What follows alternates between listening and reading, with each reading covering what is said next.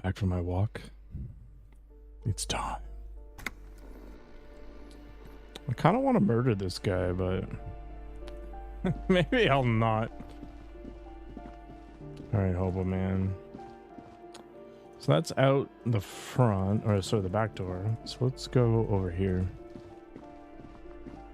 See what kind of trouble you can get into. Right, the balcony is all I've got, I guess.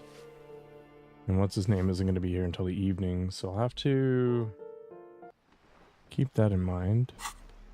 No, this is where I came in. Savoir-faire. I can't sneak or stun. I guess that makes sense. What do we got? It is Monday. Or is it Tuesday? Alright, I can go split a kilo with... What's his name? Oh. Ooh, the piggies have learned how to saunter up staircases. I didn't think you could do that with hooves. But here you are. That's right. We've evolved. Yeah, I can see that. Cool mutations. She crosses her arms. That smell coming from her paint bucket. It's not paint. It's heavy fuel oil. What is that? Heavy fuel oil? Red dyed heavy fuel oil, intended for exclusive use in government vehicles, to be precise. He says, studying the contents of Cindy's bucket. What did you think I was using? Aquarels? Sucked it out of a cop's fuel tank myself. Back in Jamrock. And some clever cultural commentary. You ain't seen nothing yet, piggy boo. Catch you later, Cindy. Fucking weirdo. Let's head up here. Oh, wait. I can get money, can't I? Yeah.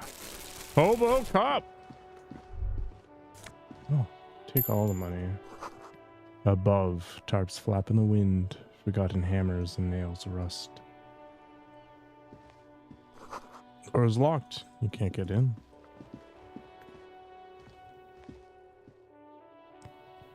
Don't be afraid to say weird things. That's my whole life. Oh, this is that old lady's place, right? Enough coal to last for several winters. Smells of chemicals. Oh, look at this. Pour l'homme labor jeans. In a home. Man, I've almost got 20 bucks. If I could find some place to live for free, that would be fantastic. Do you think I can go back and shack up with that old lady? That would be amazing.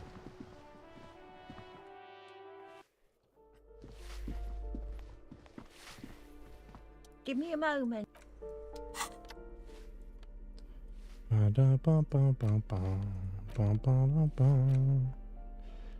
normal day for a normal guy. What does composure even get me?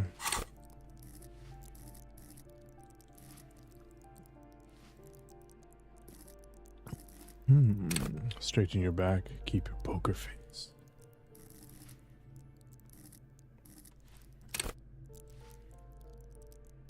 Love and be loved by drugs. You know, I'm not totally certain that's the place I want to go, but it's fine. Okay, so we did the balcony, we did that, went to there. Still haven't found my badge. You hear someone, a poor communard from...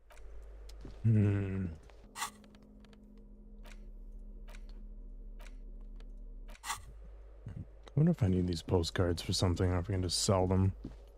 I don't really sell for that much, though.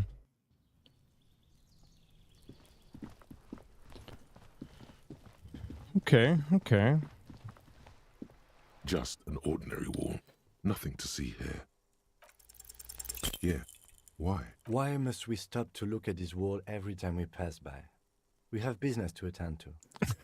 Alright. Shut up, Kim.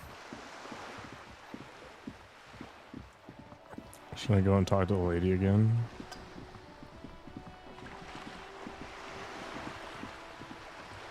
You're back. Good. What can I help you with? I've got some more questions about reality. More lessons in basic reality? My favorite part of the day. Go ahead, ask me anything. What is... What is all of this? The scent, the sound, the air. What world is this? What world? The only one, I suppose. The world of matter. And its pale antipode. The camera of her mind glides over the surface of the water. Great bodies of water. Forest-covered surfaces. Clusters of light where the cities lie. You've seen the montage. We all have. This world is enough. She concludes. A frisson lifts the hair on the back of your arm. Wind sweeps the surface of the bay. The wind is sweeping the waters. The world is a suzerainty of Revachol. There is a term of endearment they coined for it in the DeLorean century, when humanity was high on this world, discovering more and more of it, these archipelagos included. What is it? Elysium. Elysium. The world needs a term of endearment. It does. There are those who would call it hell. What is hell? A term of hatred that originates, like many such things, with the Mesk petro-fascists. You gotta settle down with that AI, man. How's your weekend going on that guy? I don't feel like I have got the whole picture yet. Oh, you want a picture of the world? There is no complete set yet, dear. They're having some trouble reaching orbit. How come? Great things are difficult to achieve. For now, we're viewing the world from the inside, sideways. Just having a drink, diving into philosophy, collecting trash to sell. Inside sideways. What shape is this world then? We used to think it was a sphere, but that is beginning to look less and less likely by the day.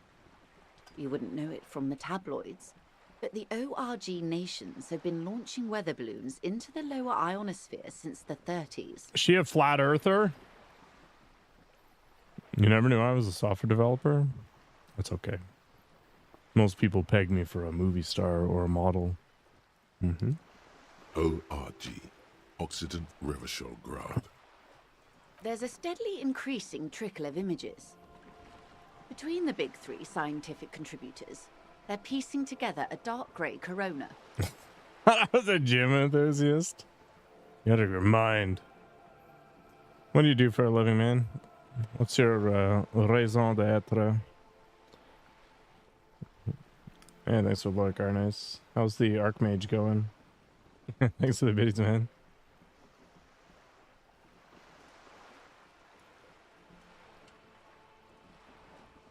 A dark gray corona.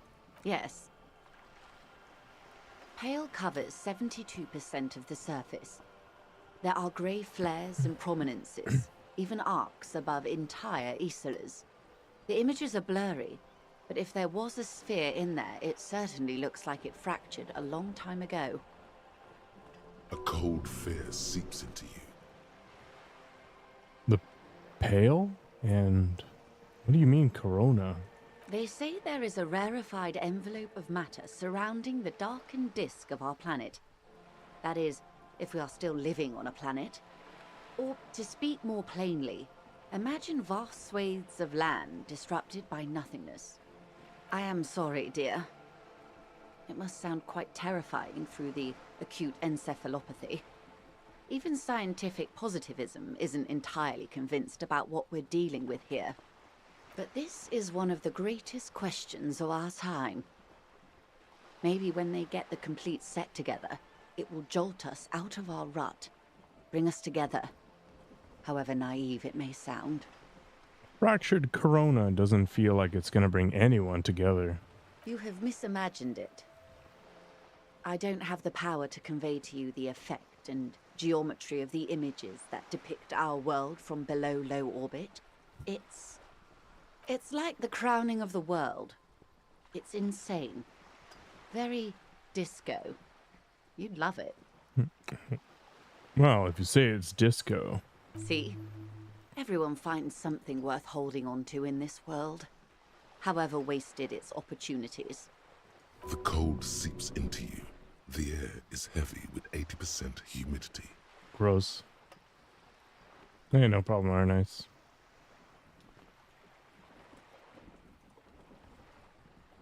Alright. Suddenly, you're conscious of yourself standing there, on whatever this all is. Your arms hang down by your sides. Alright. The lieutenant observes you both, silently. He adjusts his glasses. You said pale. What is pale? The Pale is not, technically speaking, part of reality.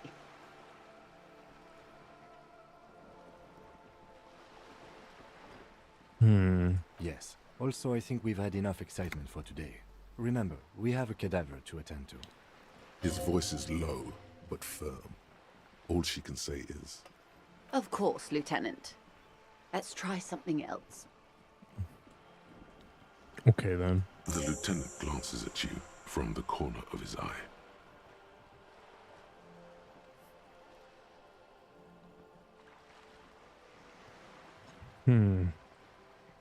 What is...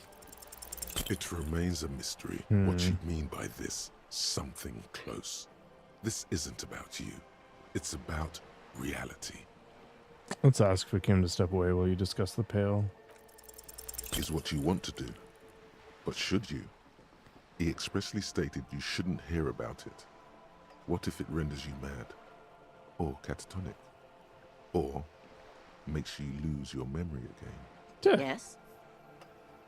Alright. That's all for now. Glad to have been of assistance. The little that I know. Anything else? Okay, tell me about this alleged drug trafficking. It's quite straightforward. Someone is using Terminal B to smuggle raw ingredients from the Samar and Isola into Revachol with the Union's blessing. Wild Pines has suspected it for years. Ingredients for what, ma'am? Meth and dextroamphetamine, GBL, all the and good various stuff. synthetic psychedelics. Honestly, it might be quicker to say what you can't make from the stuff. Let me get this straight. The materials come from Samara to Revachol through the terminal? Yes. After they clear the terminal, we lose track. The actual production is taking place at various sites in and around Jamrock Quarter, north of here. Wild Pine seems to be well apprised of the local drug trade, ma'am. Do you mean to say the Union also produces the product? Sells drugs, I mean? We're in logistics. It's our business to know. And no. As far as the company knows, the Union does not produce it. They transport the ingredients for a cut. And you want us to investigate? Yes, but you won't get anything out of Evrat and the Dock Workers Union. Still, every chain has its weak link. She raises her bony finger. Am I going to need bolt cutters for this? Unlikely, officer. I'm talking about the lorries. Once the ingredients reach Jamrock, they're distributed to a network of local manufacturers, well beyond our grasp. But in transit, they may be vulnerable. Perhaps you've noticed that a number of lorries are tangled in a traffic jam at the roundabout just now. Interview the drivers who are still hanging about. One of them might be waiting for a crucial shipment. I'll be explicit. If you find this driver, I will share company secrets with you.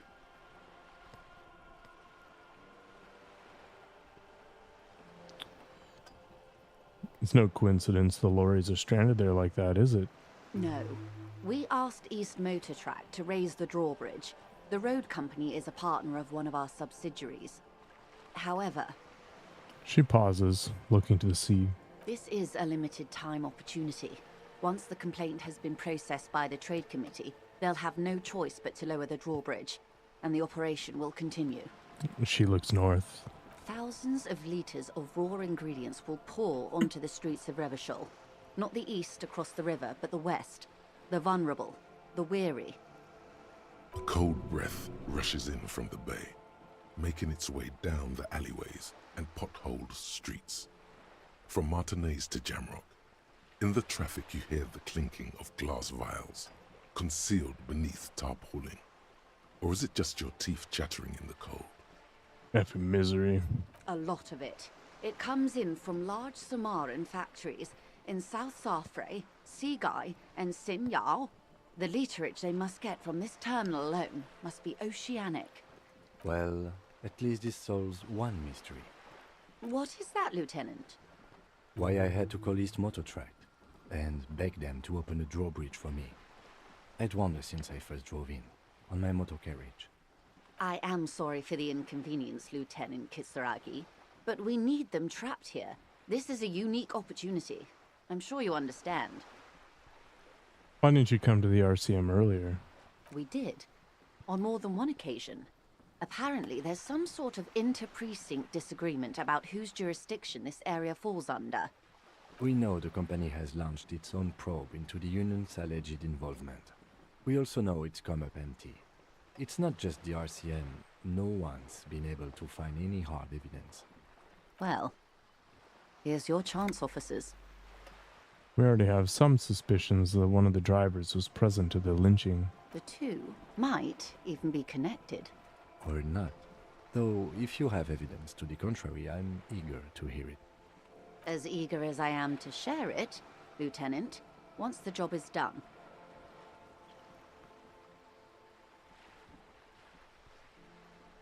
What proof do you have that the Union is involved? How do you think they're financing this strike? There are thousands of unpaid dock workers going strong for the 4th month straight. There was a shakedown of local businesses preceding the strike. Many were squeezed to bankruptcy to fund it. With all due respect to these desert cacti, the contents of a few cash registers cannot provide for 2,000 men.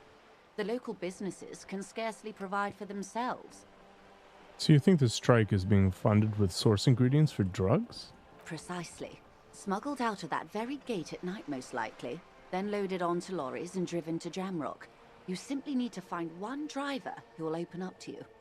It sounds like she tried looking into it herself, but she's clearly not the type your typical lorryman would confide in. Actually, let's discuss something else for now. She simply nods. Do you know something about these tattoos? That's the man who was killed. I'm afraid this is a discussion for once we've cleared the lynching question.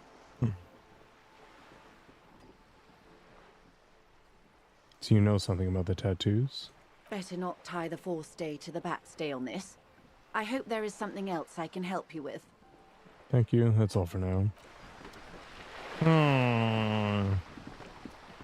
We have many prerequisites.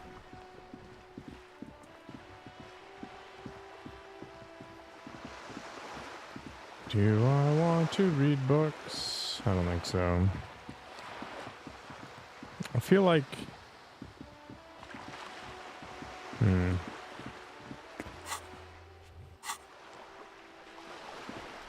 Guess eventually I'll probably want to rip open the curtains in the one corner there. I haven't talked to this person. No, I didn't. And a hunter and a gatherer, feel like a traveler The man mutters to himself, accenting the beats as he goes. from another planet. Hey there, What's going on here? it's the jam, my man. He motions toward the sprawl of lorries with a sweeping gesture. What's the jam? It's a traffic jam for the ages. Harbor gates up the street are shut tight, no explanation given. Workers on strike, scabs agitating, an all-around clusterfuck. Meanwhile, we're all stuck here in long-haul limbo for days upon days upon days. Upon Limbo, huh? days. So that's where I am. Yeah, exactly. So how long have you been here? Feels like forever. Like I was born on this here roundabout and this was all I ever knew. Just me and the metal and the tires, the oil and the fumes of mazout. Extravagantly phrased, but I can roll with it. Yeah, imagine. It's been a whole week already. He snickers. So tell me, what do you need?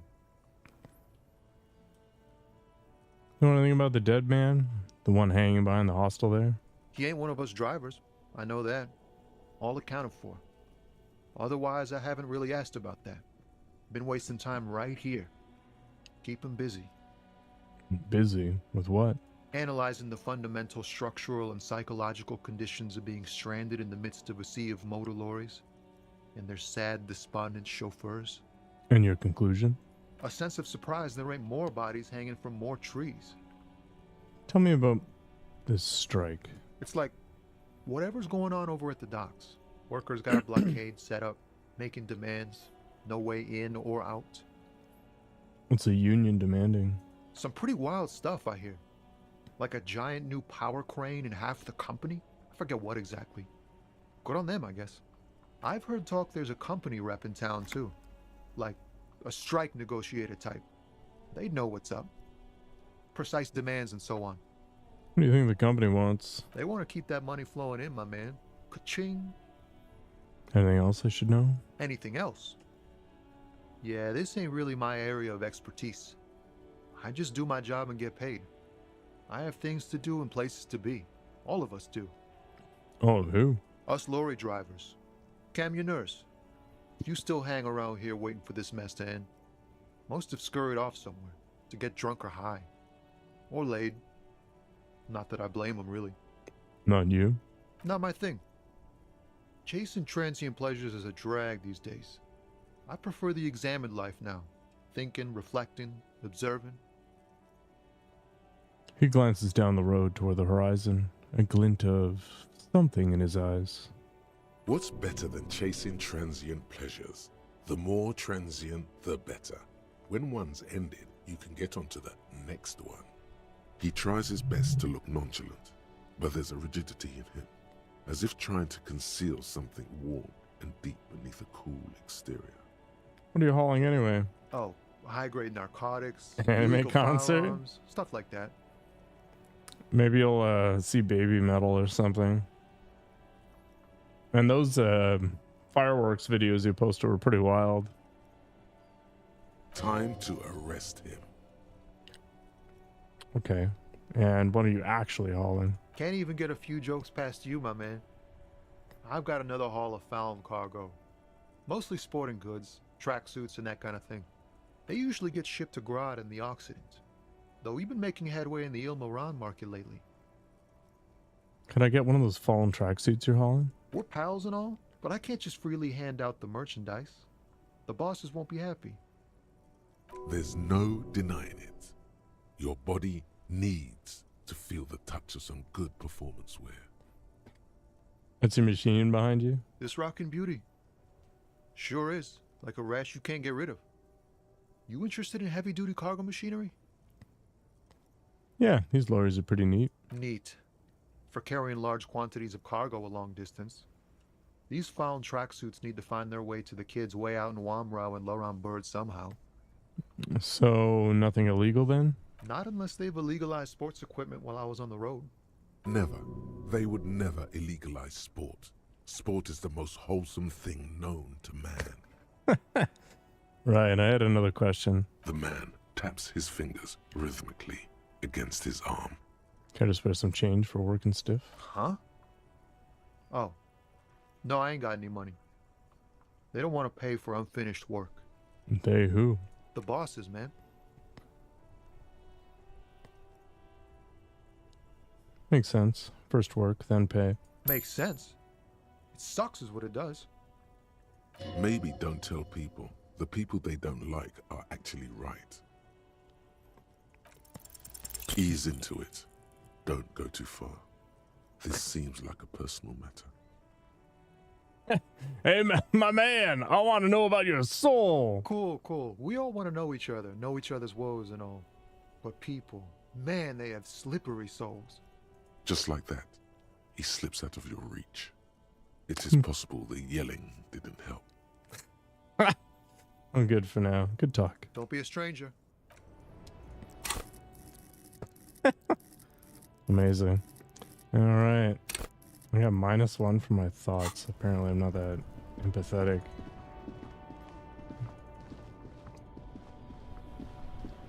Human orcs.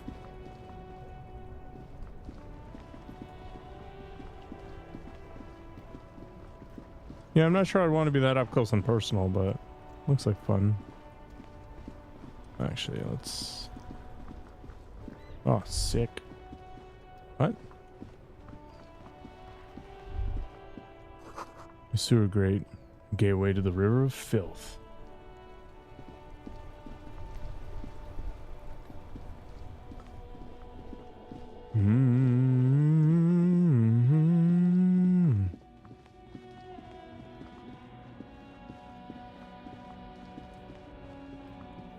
There's a pile of cheap sunglasses in a small box, a variety of shapes and colors.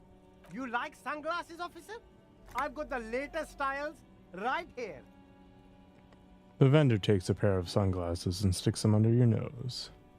These are all boring. Boring third-rate ho-hum sunglasses made of cheap Syrahese plastic, the kind of plastic that melts in the sun. These are all first-rate sunglasses. Premium design, superb material, very cool, UV resistant. These will definitely keep your eyes safe and cool while doing your dangerous police work. Give me those shades you recommended. Abort. These are hideous. What's more, they don't even fit your face. You can feel them pinching your nose and chafing against your brow. Damn, officer! You look like a mega secret spy. Very secret. They're practically made for you. I'll let you have them for 2 real and 50 cents. They're perfect for concealing your bloodshot and baggy eyes. It's going to be very difficult for anyone to take you seriously with these things on your face. No, you are definitely not buying those.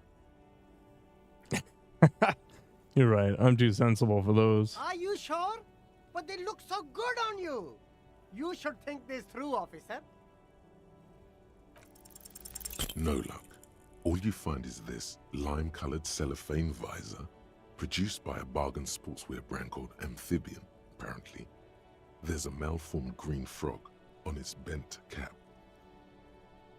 The car were doing weird noises since it was squashing some weird materials from the floor?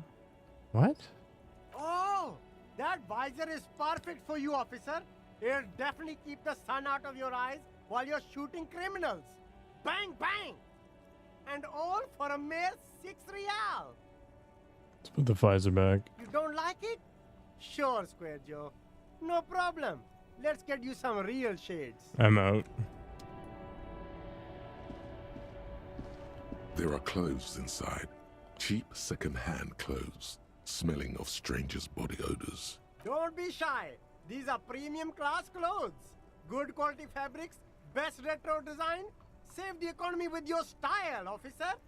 Let's browse through the box. You find your hands deep in tattered and faded garments made from weird polyester blends that make your body itch and sweat in all the wrong places.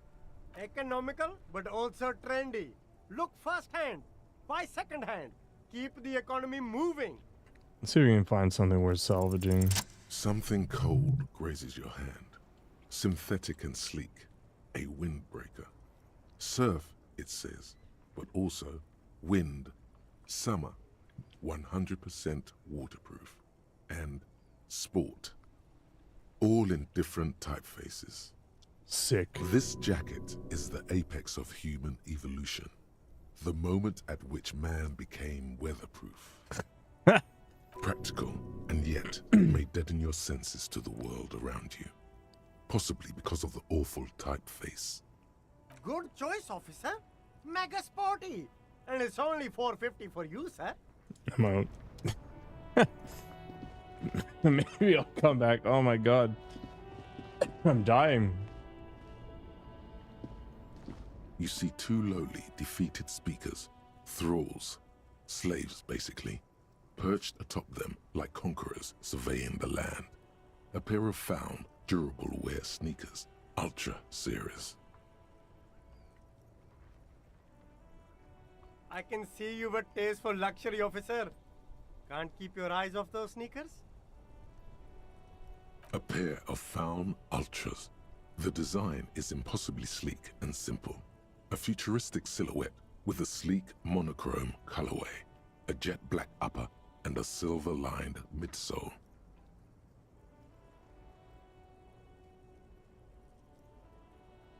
Those sneakers, mister. Those sneakers are the latest found sneakers. Super air, super fine, super cool. Only 50 Oh, it real. actually tells me what they do. Interesting.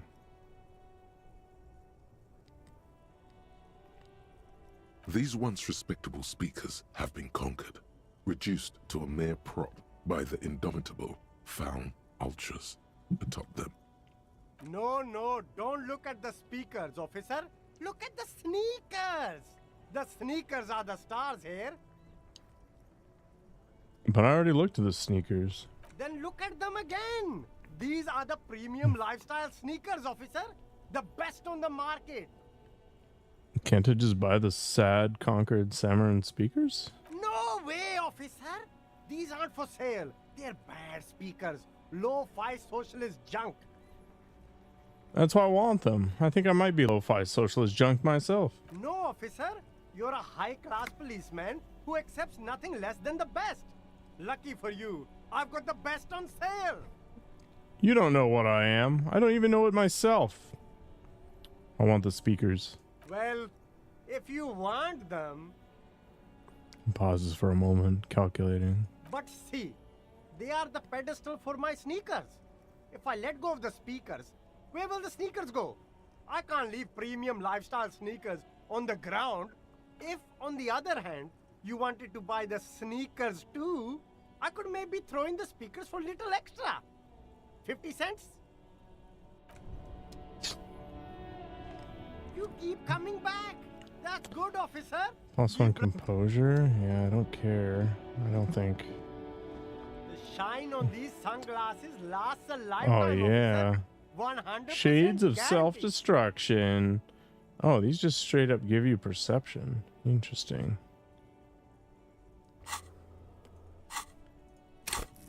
Wait, where does this put me in all this? So I lose reaction speed? Exchange for rhetoric?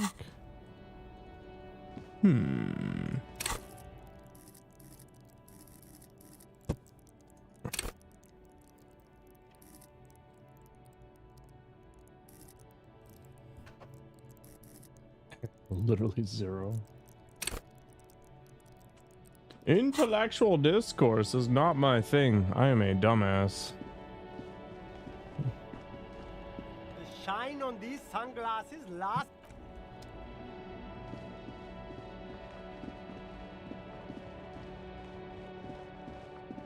Alright, let's go find that lorry driver.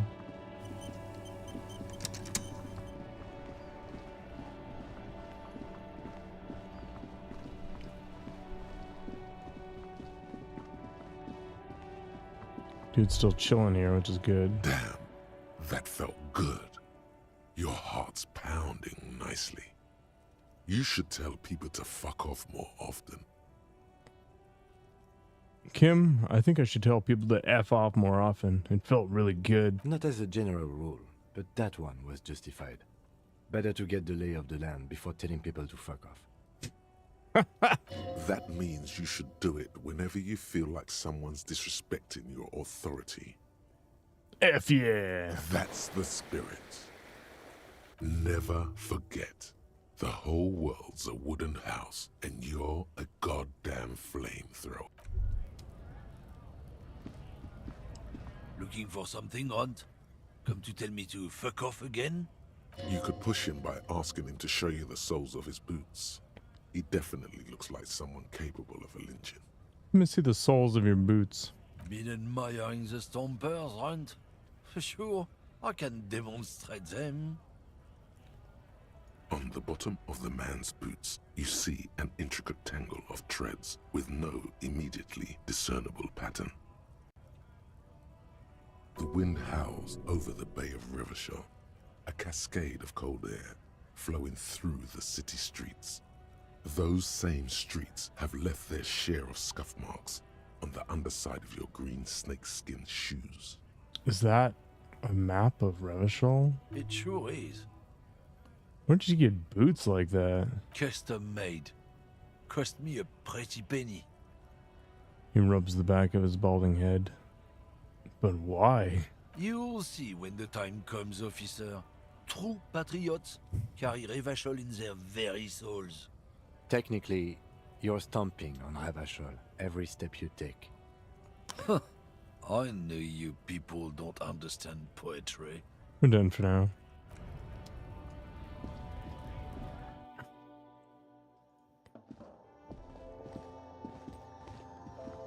The tear machine stabbed. Your bottles clunk into them. Do you know what you should do with that money, kiddo? You should buy more alcohol. Enter the endless cycle of consumption. I agree.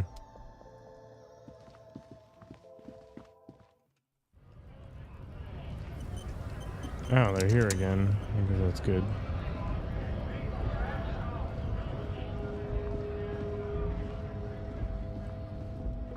A lorry stuck. The windows are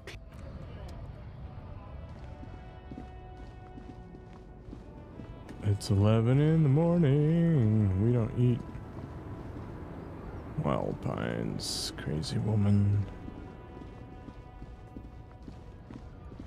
Let's go and talk to this nerd again. Nice aggression with the native. Don't let the chief fool you next time. You don't need to be that up in his face. Leave yourself space to move. not bad advice, actually. This might do the trick. Let's talk about our right to work. Need you to be my champion against Jean-Luc up there. No, I'm not a fighter. I'm a worker. Alright, I'm just gonna leave.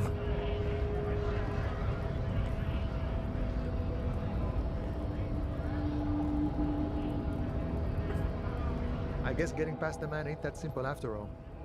So, what now? Hey, you're the man in boots at the gates. Kuno said you know about the armor. The little boy had it good on his promise. His promise? To get me into trouble. To sick the pigs on me. Pardon the choice of words. Not mine. What happened? I was asked to look into that armor situation. Official Union probe, you know. Track it down, see who took it. Did you?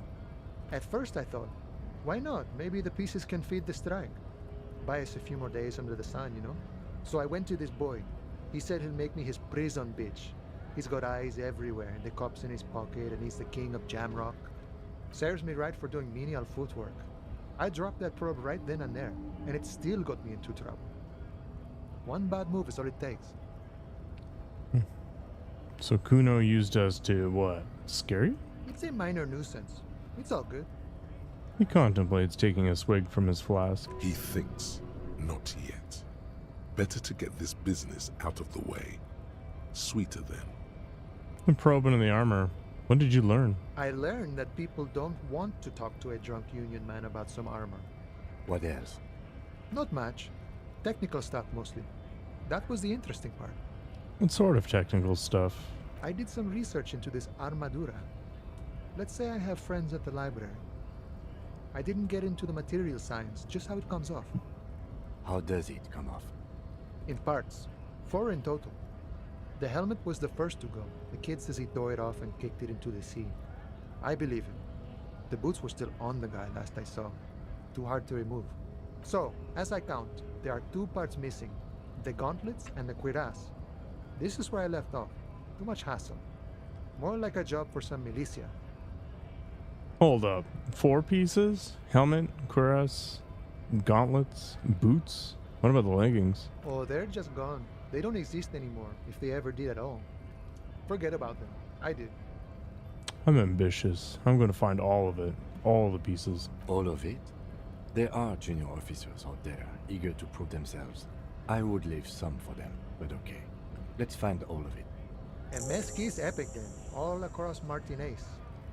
I hope it will be a real bonanza for you. Thank you for the cooperation, sir. No problem. If you see that kid, thank him from Call Me Mañana. Thank him for showing me the way. Measure that thing didn't go well for me. Could you help me with that somehow? Sorry. Busy surveying the situation. I'm sure you'll figure something out. You guys have all sorts of gadgets these days. Wiretapping, telescopic batons, futuristic circuit bending to infiltrate harbor machinery. Maybe you could even knock that Kowalson crane over using some remote controls. Or calling in tactical air support. You guys have air support, right? Wait, we have air support? Why didn't you tell me? Because we don't. We don't have air support or any of those other things. I get it. Being a cop Hush hush sucks. about the secret technology. He pats the side of his nose with his index finger. Something changes in his disposition. A merciful smile in the corner of his eye. All right, I may have some advice for you on how to deal with Jean-Luc there, out of solidarity to the RCM. It's low in technology, however. Yes. First, don't fight him, obviously. Second, get him to share his theory by being subordinate. Admit your lack of expertise. Basically, grovel. That's how I do it. You're welcome. Maybe that would work. We'll have to see. Good talking to you. Gotta run. Alright.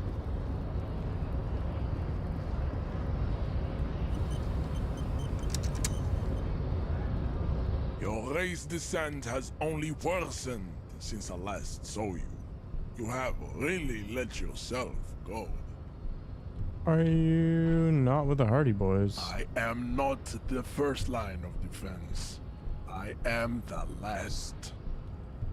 In addition, these so-called Hardy Boys are an effeminate clique of bodybuilders. Their company is spiritually degraded. But you're all part of the Union. The Hardy Manlets are on the pay of the company. Manlets. I answer to the Union alone. And I do this out of race heroism. Finance is an alien concept to the Simonies. Now leave me be. I must luxuriate in the company of my woman. Alright, let's knock him out. Yeah, maybe. Boom! I'm the manliest. Just like that, instinct took over. A solid strike straight into his throat, into the cartilage. You could swear you felt the soft palate break. The man is reeling, gasping for air. Time stands still around you. In the distance, the sounds of the harbor are falling silent. All you hear is a small gurgling sound as a trickle of blood appears on the man's lip. He's open. Rip into him. Right hook. Escalate it. Get intimate with him. Bring the hurt closer. Perform a 360 flying spin kick? Hell yeah.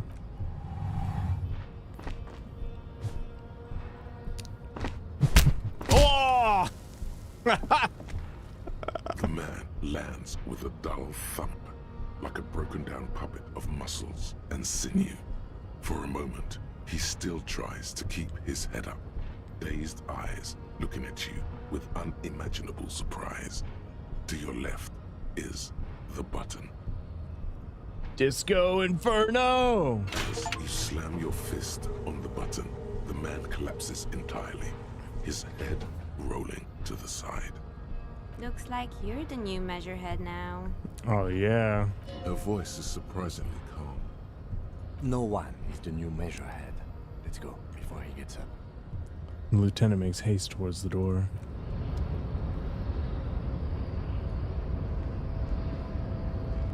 The man is still knocked out. He breathes slowly and steadily. It'll take a few moments for him to recover.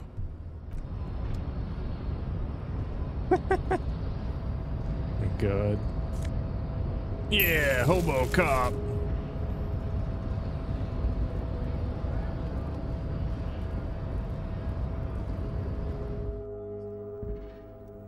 All right, I'll be right back.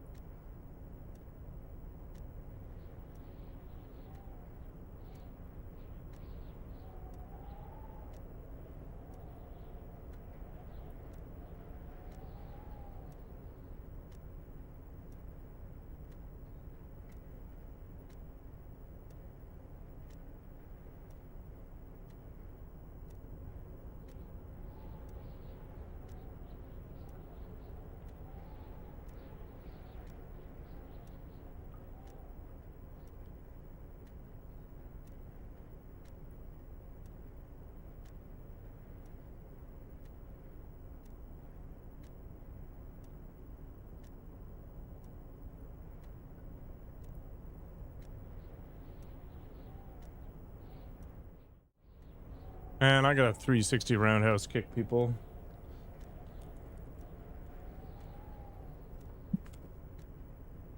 All right. Boop. Every worker equals member of the board.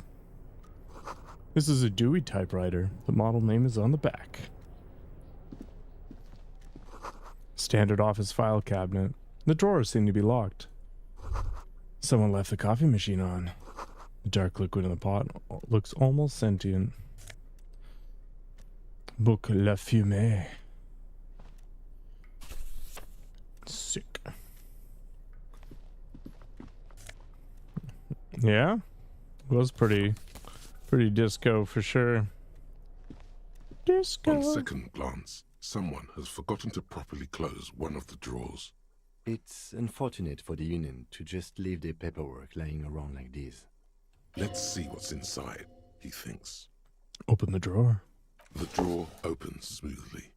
Inside is a well-organized selection of brown folders. Oh no! Freaking Polish drinks. Let's browse through the folders. Hundreds of documents containing logistical data. 2 kinds of transactions stand out. Materials coming into Revachol from the outside world. How's your night going in it too? Grad, and even Ilmara. And the same materials being handed over to companies inside Revachol. Kuron, Coal City, La Delta, and Jamrock are listed among the many districts where the imports are being sold. Anything interesting? It's hard to make sense of this thicket of company names, dates, quantities, and percentages. You try to focus, but the lines are getting blurry. Force myself. Look how blurry Rest all in the peace. lines on these papers are. How unwieldy your own willpower is to yourself. You're like an absurdist Samaran monk, focusing through not focusing. If I let my eyes go completely out of focus, all shapes start melting into each other. Is that what you're doing with those photos over there? Yes. Right. This is probably not relevant to our case. After all, we're not investigating an accounting mystery. Let's close The the drawer door. slides shut smoothly.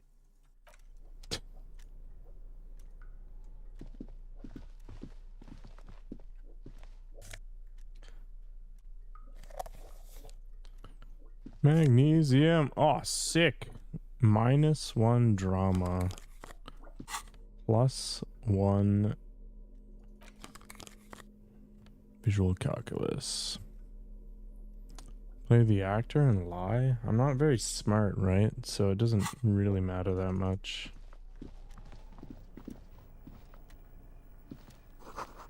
OBS filter plugin source code, and now watching this? What the hell are you trying to write? An imposing combination of a punch clock and a payphone is looking down at you from the wall. A note on the side says, "Tokens unavailable due to strike. Use change." Oh, I can call people. Wait, that lady there then.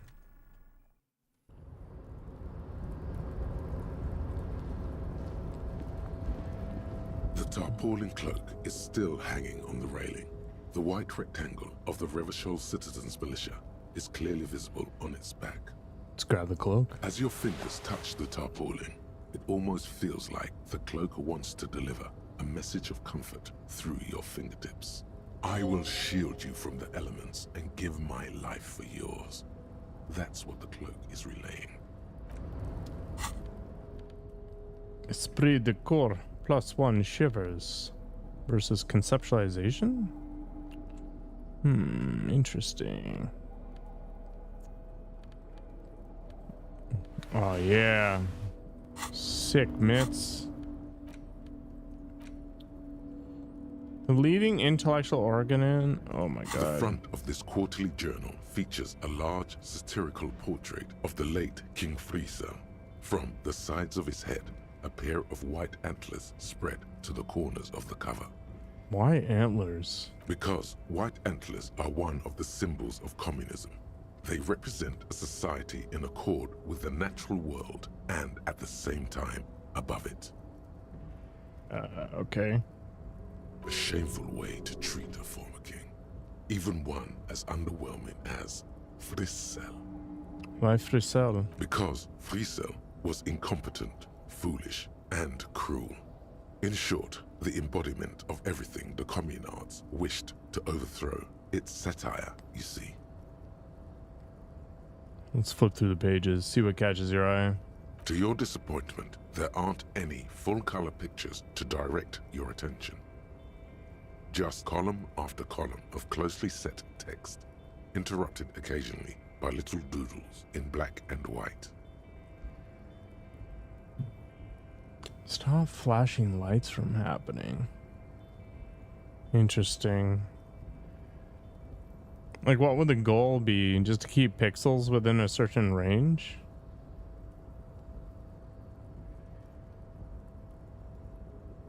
After rifling the pages with your thumb several times, you return to the table of contents.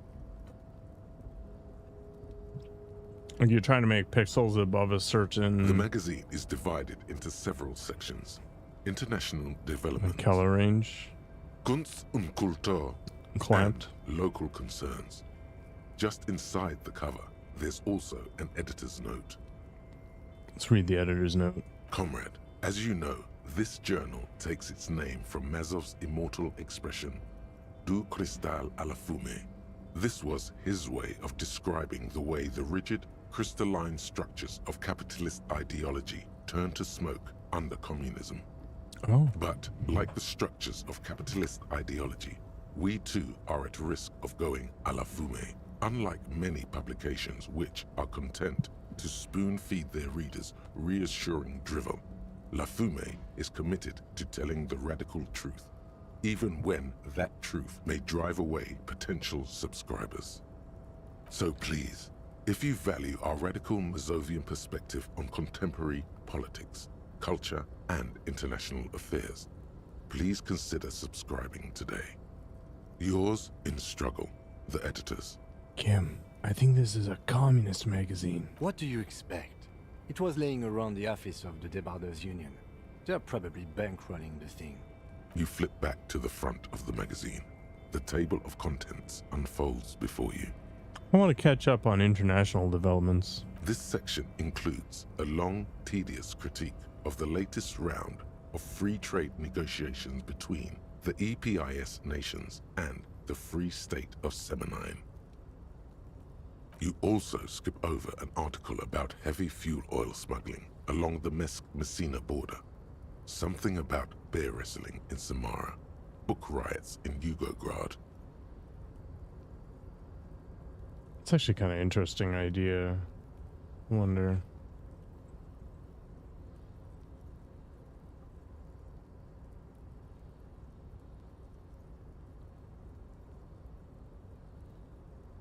Oh, there's an anti-flicker shader in RetroArch? Interesting.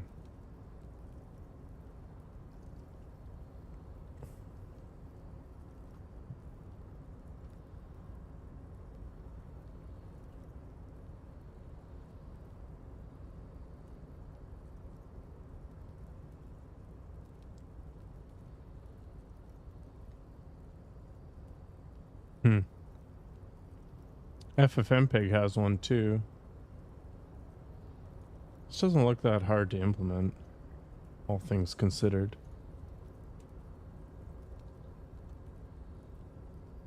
Huh.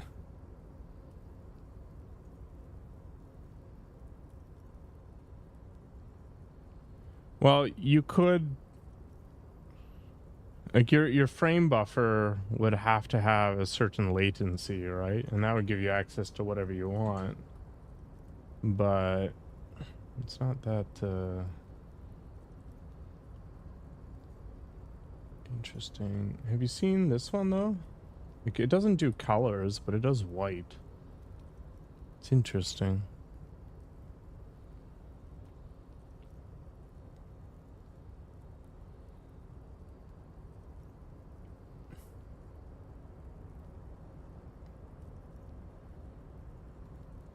That's a curious idea. I've never thought about it. Face it, you really aren't interested in foreign affairs. You're not even sure where most of these countries are. You flip back to the front of the magazine. What is the table kunst of and contents culture? unfold. It takes a moment, but gradually it dawns on you that Kunst und Kultur must mean arts and culture. As you leaf through this section, you come across several reviews of recent radio plays, as well as a brief artist spotlight featuring a local artist identified only as CS. Is that chick The off main the feature, side? though, is a long essay titled Tip Top Tournée, a critical Mazovian perspective. Let's read the profile of CS. This so-called artist spotlight is really just a brief Q&A, made all the briefer by the subject's evident hostility to her interviewer. That certainly sounds like a certain delinquent youth who likes to harass you from her balcony. Just a moment. What is this tip-top tournée? The actual article is surprisingly light on details, but after skimming a page or two, you gather that it has something to do with motor carriage racing. All right. Let's see what these communists have to say about tip-top. You think you're settling in for a relaxing recap of the most recent season, maybe sprinkled with some nice anecdotes about a few of the more colorful drivers. Instead, you find yourself skimming a 10,000-word feature about all the politically problematic aspects of Tip Top Tournée. Wait, what's wrong with tip-top? Where to even start? For one, there's the crass commercialism of its sponsorships, and then there's the practically criminal emphasis on deadly motor crashes. What's wrong with a good motor crash? They just keep it interesting. And that precisely is what's problematic about it. Were it not for the promise of random, spectacular violence, audiences would quickly lose interest. At the end of the day, it's the destruction of these 750,000 real races that you're really watching for. Wow, you're right. I really am just in it for the violence. You see, one cannot avoid the conclusion that Tip Top Tournée is simply the apotheosis of spectacular entertainment under capitalism. Kim, did you know Tip-Top Tournée is actually an orgiastic ritual of capitalistic destruction? I had no idea. I can safely say the thought had never crossed my mind, Detective. The lieutenant furrows his brow. I wonder what else is really just a metaphor for life under capitalism. I'm sure most things are, if the young men who wrote this article are to be believed. I use FFmpeg for copying streams around already for my streams, so it wouldn't be that hard to integrate, I guess, all things considered. If I had to wager, I'd say they've never even seen the inside of a motor, much less a motor race. I take whatever they write with a large grain of salt. You flip back to the front of the magazine. The table of contents unfolds before you. Let's see what they mean by local concerns. Unsurprisingly, much of this section is taken up with articles declaring unqualified support for the dockworkers' strike. You skim the headlines. Paint the harbor red and white. Martinez tames the wild pines. A city in revolt. First we take Martinez, then we take La Delta. Finally, there's a brief article by the writer G. Martin accusing the owner of the Capeside Apartments of illegally attempting to evict certain communist tenants simply for not having paid their rent.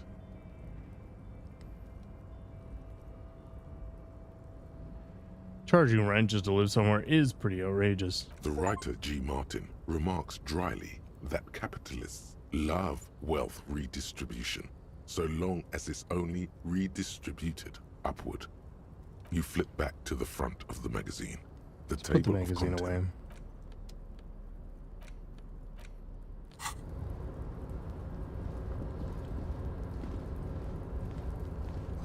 Collecting rainwater. Okay. What the hell? Why is it blue now?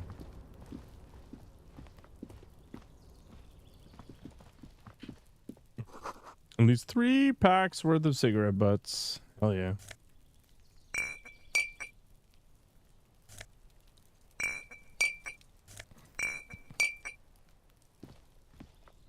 This is the night watchman's booth. The name on the door reads, René Arnaud. Listen, it's okay to take a few minutes to yourself. Sit down and have a breather. So this is where Renee works. I'm gonna have a look around. If you must. But please hurry. We are pretty easy to spot up here. Nothing incriminating catches your eye. The cabinets are clean and their sparse contents meticulously organized. There's a framed photograph on the table. Let's take it. It's a black and white photo of a young couple out in a street fair. The man, Rene, is dressed in a Royal Carabinier uniform. The girl is young and very pretty. She is smiling playfully at the camera. Why did you take that picture of René? I'm making an artistic photo collage, Kim. Of course you are. What murder investigation would be complete without an arbitrary photo collage? Let's leave. We're not gonna rest. Numerous empty bottles of Commodore Red and Potent Pilsner. All those empty wine bottles and cigarette butts on the ground. Someone partied really, really hard here. Did I do this? Well, yes, I think we can say with relative confidence that it was you. I must have been on an advanced scouting mission in the harbor. Yes, this looks pretty advanced, all right. For now, let's just move on. Yeah.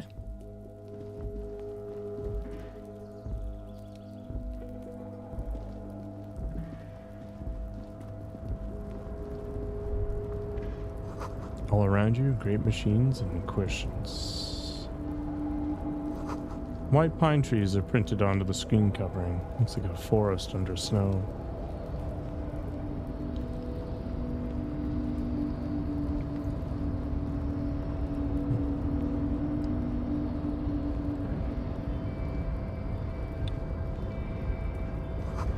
You see faded industrial lettering on the platform. Kvalsund.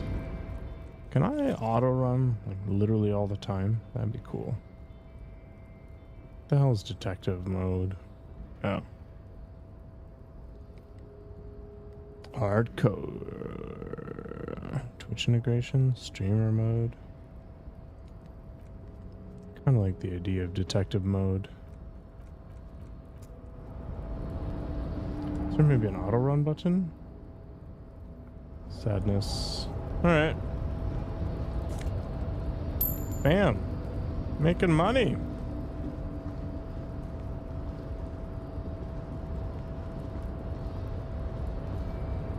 I wonder what the point of messing with the controls are. A rusting control panel with several knobs. 2 buttons marked Marsh and Arrête are faded with use. It seems to control the large crane above.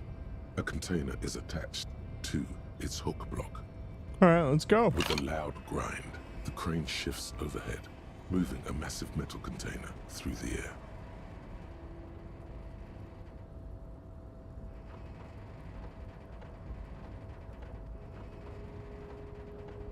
Sick.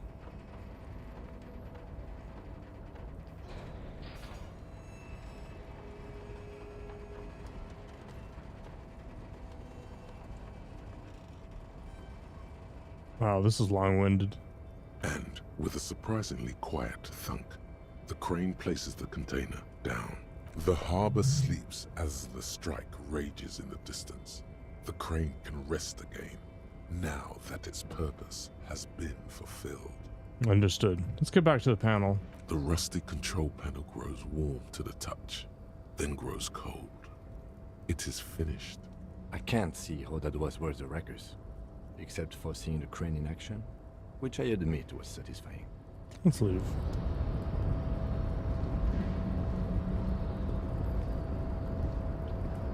Before you stands a cargo container, just one of many in the yard. Lieutenant, I think there's something special about this container. Is this like your thing with that wall again? Maybe? I can't tell. I think we should investigate further. You do? Because I don't.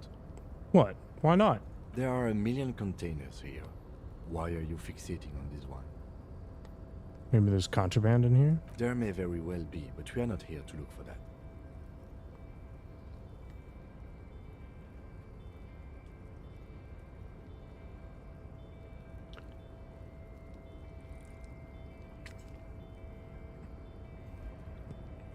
That is basically impossible for me to answer.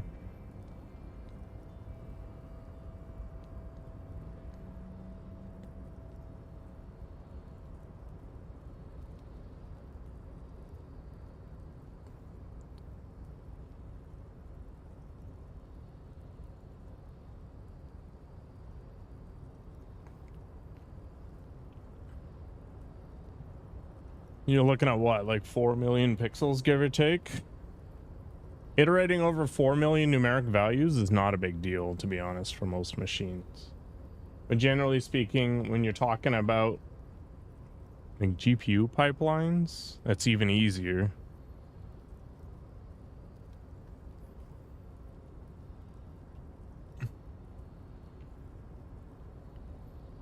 So yeah, shader's the right way to do it. Trying to clamp pixels within a certain range, I guess.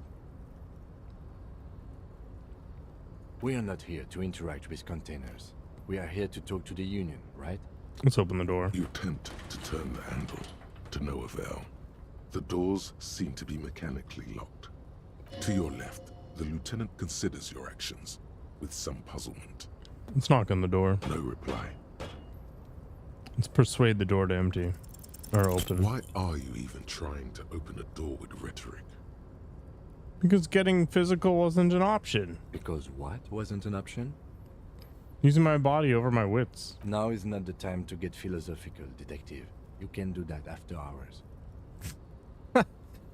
There's more to do here for now, I guess. What happens if I push the stop button? What happens? A rusting control. The crane does not return to it. I mean, it's not supposed to move when you push the stop button, but okay.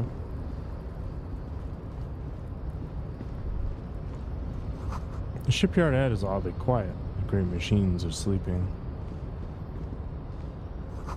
Pile of cargo belts used for heavy lifting. One says vermilion. The speaker tower is silent. There's no work to organize in the yard below.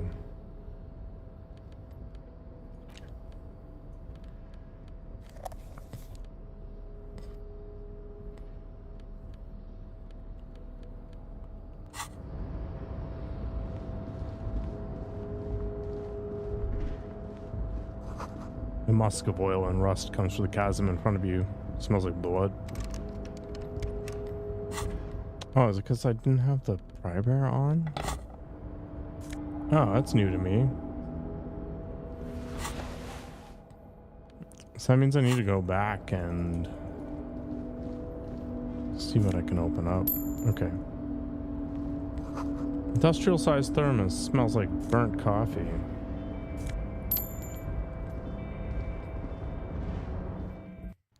Oh, this is not what I thought it was going to be. The coffee in the giant thermoses is still lukewarm. A stair made of pallets leading up.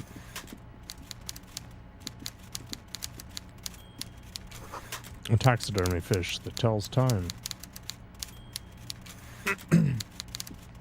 Before you is a walrus of a man seated behind a large desk.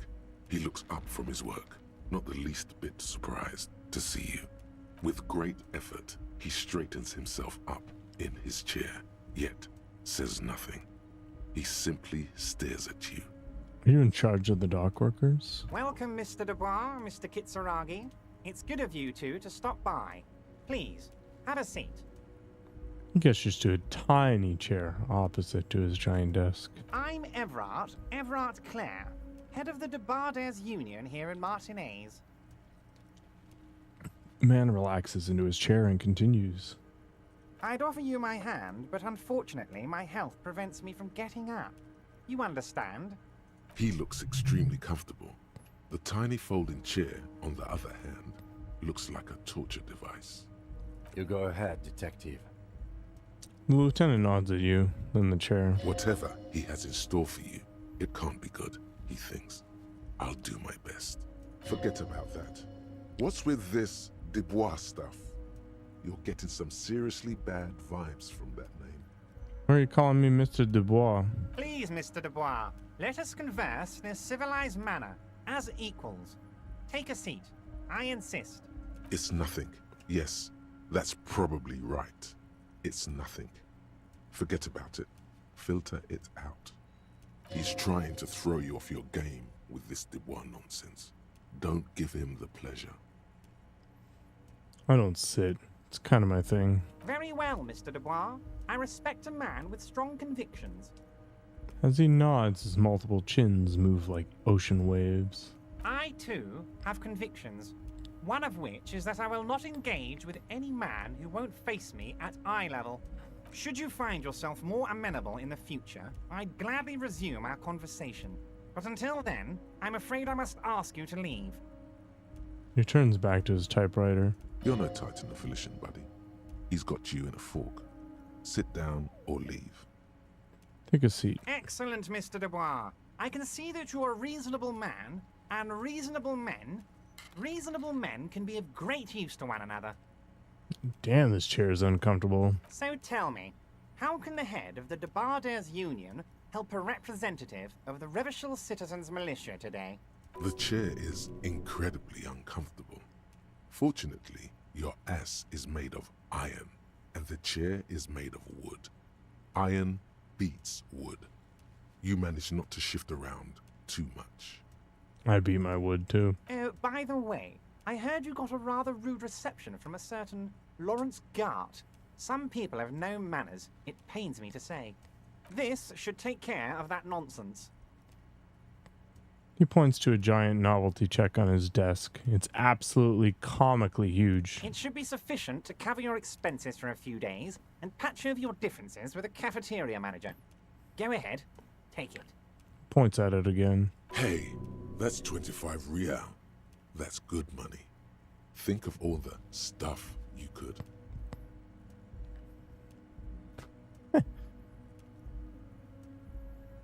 Wait, you know Garrett? Yes, I know Lawrence. He's a real character. No union man in him. A real piece of work, that boy is. Let's take it, but don't say anything. Is there anything you'd like to say to me? Or... No.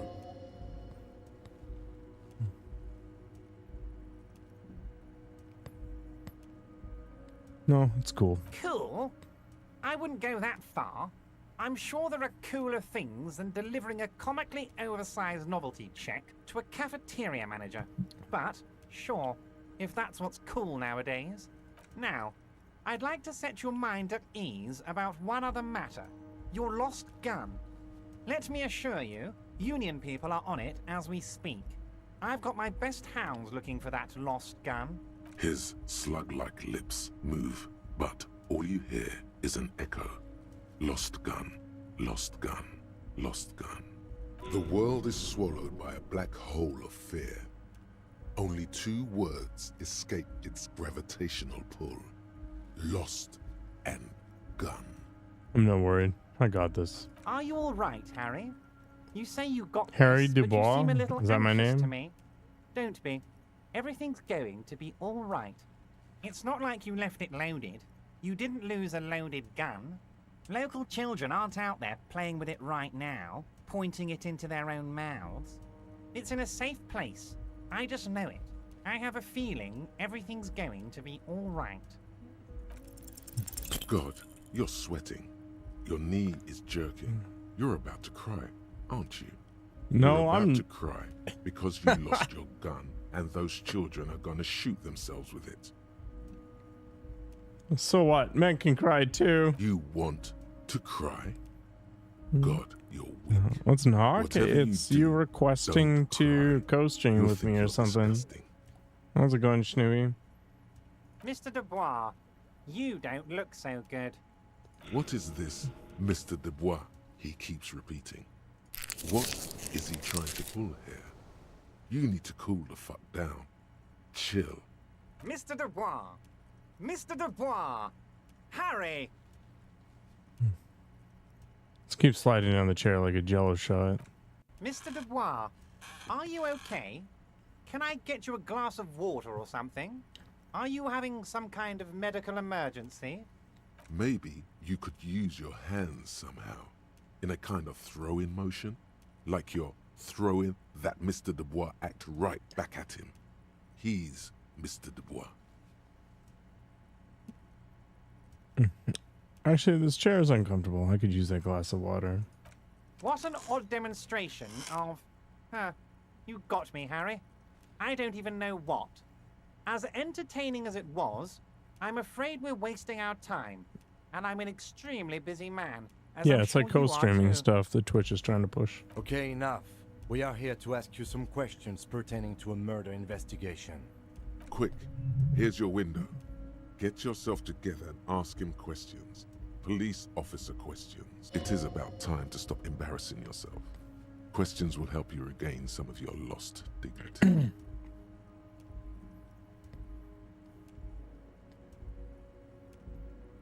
Aren't you going to ask me how I got in? Am I going to ask? Hell, Harry. You spin-kicked my strongest man in the face. I saw it from my window. Would you ask a man like that how he got into your container yard? I understand. I am a terrifying death machine. Don't worry, Harry. Between you and me, I'm not a huge fan of his race thing. But the Union did not get where we are today by frowning on eccentricity. Anyway, I assure you, I am a very well-informed man. Information reaches me before I even get the chance to request it. I want to talk about the hanging. Oh, of course. That's your main thing here. That's why you're in Martinez. I know everything that goes on around here, and I would love to discuss it with you. I mean, it's no secret that the lynching is connected to the strike. So much to talk about. Honestly, it's been weighing on me so heavily. I understand you need to interview me. I sense there's a but. But there's a thing that's been keeping me up at night. I want to talk about the hanging. I mean, if we could just calmly talk, exchange information, we could blow this thing wide open. Do I have any thoughts that I want to explore? No, I don't. I could actually put some points into something. I guess I can always use this when I need it rather than blowing it now. Yes, that sounds good. Let's do that. But I can't think straight with this thing weighing on me. You're police officers, aren't you? I have a crazy idea. You guys are basically door-opening machines. Incredibly talented at opening doors. I've opened a few doors in my life. And I'm sure you're going to open this one with flying colors, Harry. This really is very simple, and there's nothing shady about it. Sounds shady. Does this jiggling ooze think he's going to use you? He's got another thing coming. Play his game, son, with your eyes peeled. He's going to slip up, and when he does, you're going to come out on top. I bet you don't even know anything about the hang. Harry, my dear friend, I am what people call a local bigwig. I know everything that goes on in Martinez. Why don't you just open it yourself? Harry, I'm a very busy man, and more importantly, I don't have that extraordinary physique you do. You look like you could run around all day. You want to send someone a message that the police are working for you. I repeat, I'm a very, very busy man, Mr. Kitsuragi, and therefore I must occasionally enlist outside help. So what will it be, Harry? Whose door is it? Oh, no one's. It's just a weasel. A weasel lives there. Nothing for you to worry about. What do you mean by a weasel? A loud blabbering weasel. When weasels feel no one is watching, they start acting foolishly. He removes his glasses and rubs his nose. Just go there, unlock the door, and leave it open. It's been such a burden on me, Harry. I just want this to be over so I can discuss business with you. Damn it, fine, I'll look into it. We need to talk about that murder. Fantastic, my friend. Just let me know when it's done and we can take our friendship to the next level. He flicks his fingers. You can get the key from Manana. He's down by the gates. Manana's like a free agent in the Union. Special operations. Hardened socialist. A real free thinker, too. He'll tell you precisely where the door is. One last thing, Harry. Just open the door. You don't need to go in or anything. I just want that weasel to come home and see the unlocked door. Told the Union is involved in the local drug trade. What? Harry, how could you say that to me? You know I appreciate a joke as much as any jolly fat guy, but I can't take slander. Are you actually investigating this? No comment. Harry, you wound me, Harry. In the heart. but I trust you to put this to bed. Do what you must, and let's change the subject, shall we? Thank you for your understanding. We will continue to do what we must. You too, Lieutenant. You know, I like you, but you never were my favorite. I'm a Harry guy. I'm Team Harry. None taken. Did we have anything else to do here, Harry? Is that actually what they're doing on Twitter?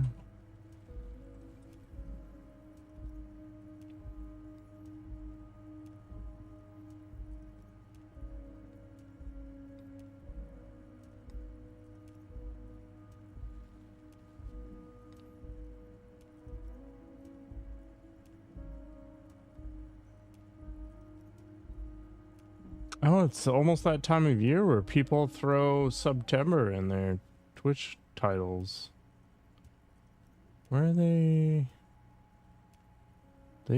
Yeah, knock knock.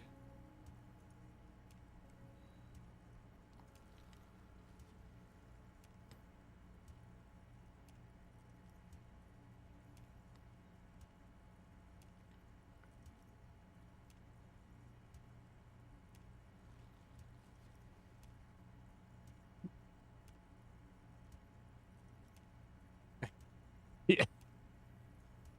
The comments are pretty apt for sure. I meant Joyce, the company representative. Oh, that's very nice. I haven't gotten around to her yet. I'm very, very busy, you see. I hope you're getting along. One thing I want to make very clear, Harry, is that this is not some kind of union versus corporation situation. Everyone is just pals here. Just pals? Yes, we're all trying to do what's best for Martinez. Don't feel like you shouldn't work with her just because you and I are such good friends. I'm not a jealous guy. Whoa, that's so nice of him. Suspiciously nice. What happened to the previous negotiator, Mr. Gaumont? What do you mean, Harry? Nothing. I let him go. You made concessions for the company in previous negotiations. Why would you let an ally like that go? He's an old man, Harry. I wanted him to spend more time with his family. God knows how long he's got left. You called him a midget. Harry! I have little people in my organization. I would never call someone a midget. What is this? Honestly, I'm beginning to think you're a midget, Harry. I'm only kidding, Harry. You're not a midget. No one is. We're pals. It's hard to say if he really lost his temper, or if this is another one of his tricks. This man almost never angers visibly. Joyce said the previous union leader vanished under suspicious circumstances. Vanished? Harry, the woman left her casserole in the oven and couldn't make it here in time for the voting. Oh, did I leave my casserole on? Better go home and check. The election can wait. When she got back, the whole thing was over. Everett, Joyce seems to think the union is lowballing her. Yes, yes. Low-balling, of course. This isn't a casino, Harry. Real people, real livelihoods are at stake here. But everything's a casino for those rich types. His expression makes it clear. This is childish and irresponsible behavior. Why haven't you let her in to see you? If she actually wants to see me, she will find a way. Any good negotiator would. And I just don't have anything to discuss with a bad negotiator. He doesn't want to see her. It's as simple as that. Okay, let's talk about something else. Of course, Harry. Let me just assure you one more time. It's perfectly okay to share anything we discuss here with this Joyce. This is a completely transparent organization. I have no interest in what she is doing, but I myself have nothing to hide. Your business is your business, and I respect your privacy. Just remember, none of this is secret. Tell her about all of it. My brother's picture, my singing swordfish clock. Tell her how overweight I am and how I'm helping you find your lost gun. Tell her about everything. Everett doesn't mind. This is weird. Not nice weird, but okay. What's in the container that's outside your office? My dear Harry, there are literally millions of containers in this harbor. I couldn't possibly remember what's in all of them. Never mind the container. I rarely do, Harry. I have people for that. Now, you were saying? You called me Mr. Dubois. Why? Of course. Let us dispatch with the formalities. You call me Everard, I call you Harry. That's really my name. My God, so it's true. I didn't want to believe it, but you are a fantastic science fiction amnesiac cop, aren't you? What are the odds of that? I think the odds of that are very low. My memory's fine. I'm just testing you. So good to hear that, Harry. Apparently my sources were wrong. However, if you did have a spot of memory trouble, I could help you out. With my big fat folder. Are you trying to tell me you've gotten hold of some of our documents?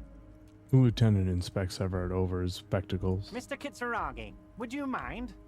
Me and Harry are talking about his lost identity right now. Oh my god.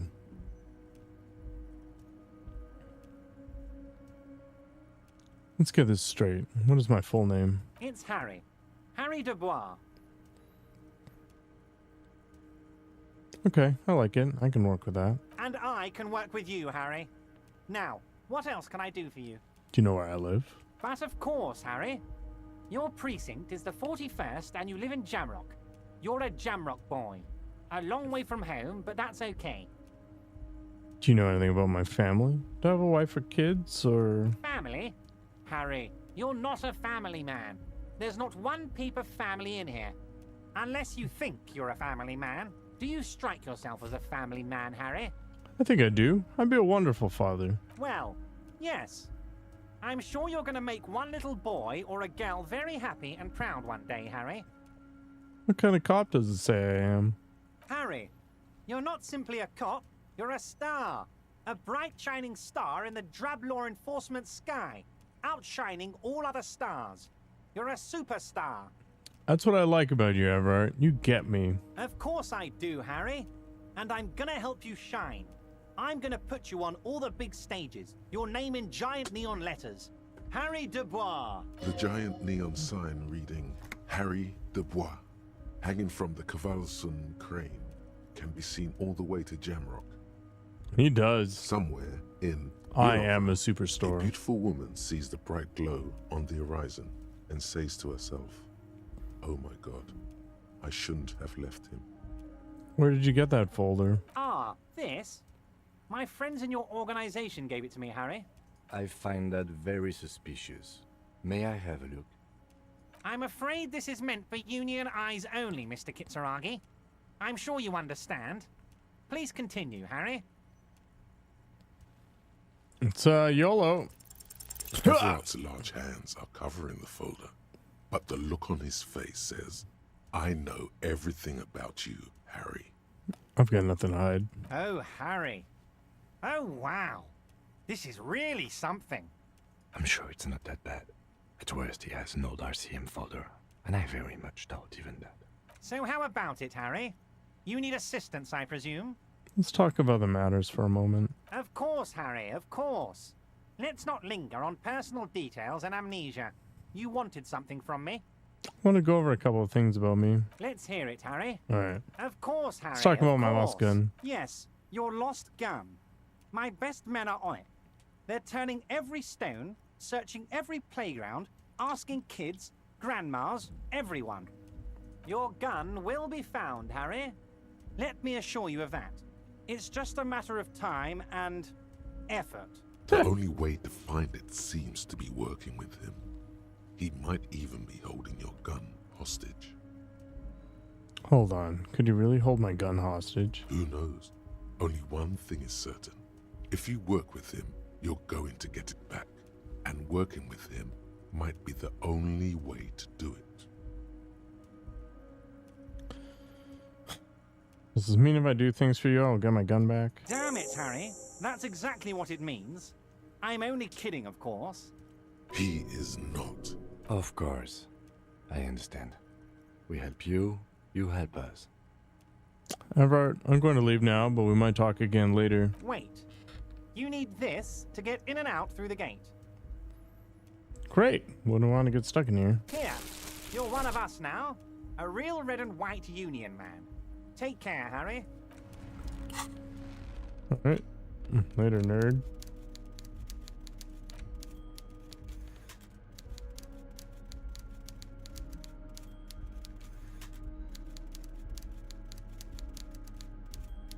Installs.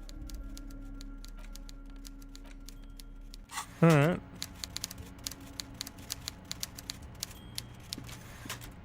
Why does Everett sound like his nose is having a stroke? He's probably got apnea, man.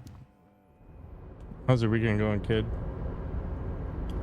Bit goes hard.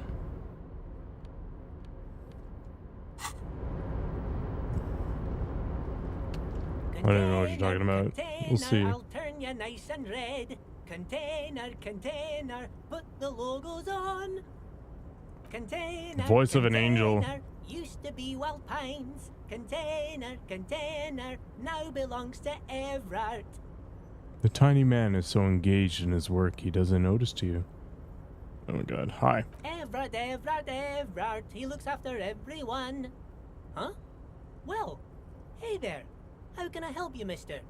I see you are not a union man, mister. Did you get lost? You're not one of them scabs, are you? A shadow passes over his kind face. What is it with you people and scabs? I mean, I don't personally mind. Folks is just folks, you know, and folks gotta eat. He doesn't seem to be waiting for you to answer. How's your weekend, kid? Just some of the other guys don't look too kindly on the scabbing kind, if you know what I mean, mister. What's in the container over there? Oh, that one. That should be empty as far as I know. Lots of containers here have nothing in them. They're just waiting to be loaded up. Told you. What are you doing with the containers? Oh, I'm just making some covers for them containers here. Yes, I am. Yes, I am. So it's easier for the crane operators to spot them. He waves at the containers towering behind him. I'm a dumbass. Everything is so pretty and red. You and Leo look like brothers as you glance around with similar childlike wonder. Wow, red is so much prettier than drab old green. Sure is, mister. Sure is. Really livens up the place. Yes, it does. Yes, it does. I hate to break this bonding moment, but the red containers mean they are replacing the company livery with the union livery, which means this strike isn't gonna stop anytime soon. Where is everyone? The harbor is empty. Oh, most of the guys are down at the gates, keeping the scabs from coming in. He leans in with a confidential look. We're on a strike. The whole union is. You don't have to work when you're on strike. Ha! We haven't worked for 2 months now. So no one is working? Not everyone is down there, of course. Mr. Everard is in his office, where he always is. And Jean-Luc is guarding the gate. He pauses to think. But Titus and his boys got into some drunken trouble and Everard sent them on a nice vacation. For a week or so. He stops, but seems eager to tell you more. What trouble did Titus and his friends get into? Oh, I'm not really supposed to talk about that. That's union business. He smiles and leans closer. Him and his boys stirred up something in town. Probably drank too much and got into a fight or something. I heard Mr. Everett telling them to take some time off. Don't go all bad cop on this simple, friendly fellow.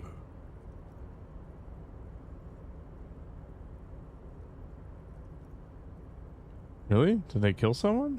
No, I don't think they killed anyone. Let's better talk about something else. Titus and his boys do good work. I don't want to get them in trouble over a little drinking. Do you work here? Yes, yes. Everybody needs a job, and this is mine. I'm Leonard, by the way. Leonard Bellick. But everyone calls me Leo. The little man raises his hand in a welcoming gesture. I'm like Mr. Everett's right-hand man when Mr. Edgar is out of town.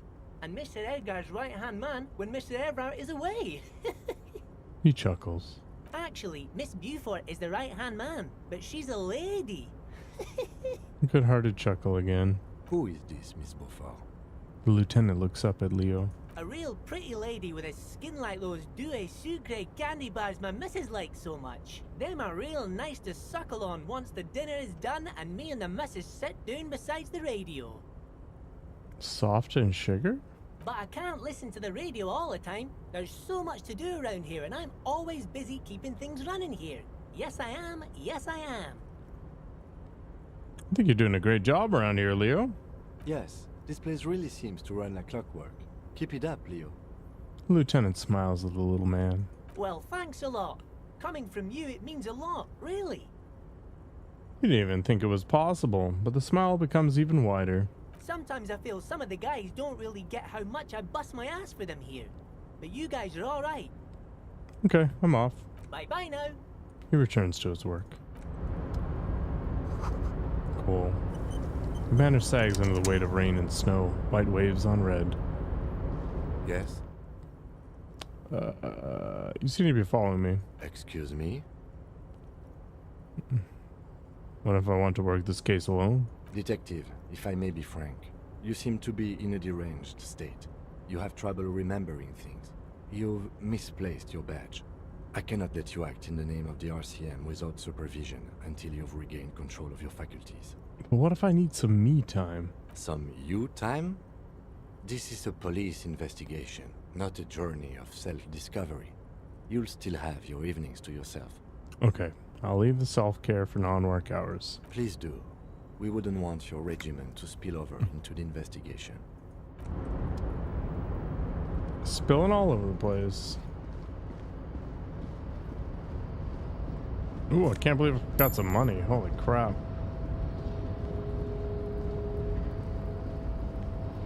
Can I use the bolt cutters or something on this? You're back before the cargo container.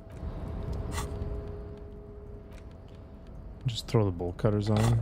Does that work? You're back before the... Nope. Okay.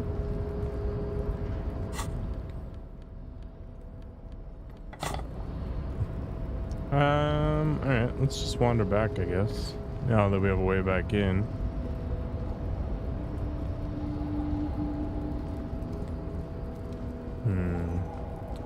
Maybe I'll push the go button. See what happens.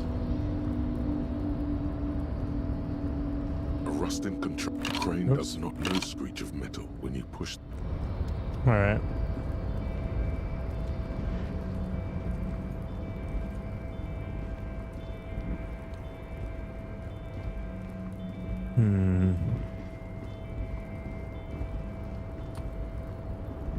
Alright, let's go throw 10 cents into this thing. The already familiar cold touch of plastic welcomes. The machine swallows your coin and seems to be waiting for your next move.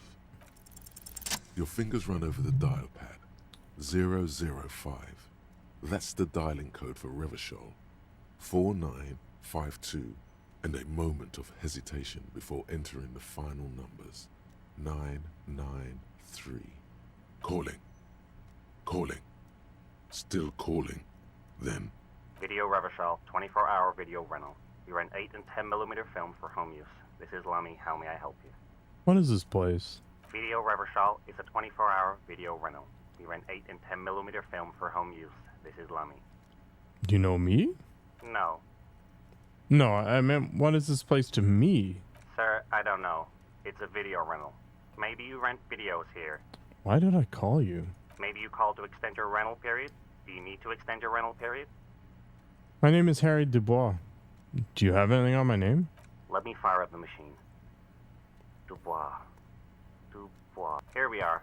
You haven't rented anything in 5 years, but you still have a copy of Blue Ocean Hell from November 46. Whoa, not a fun film, that one. What kind of film is that?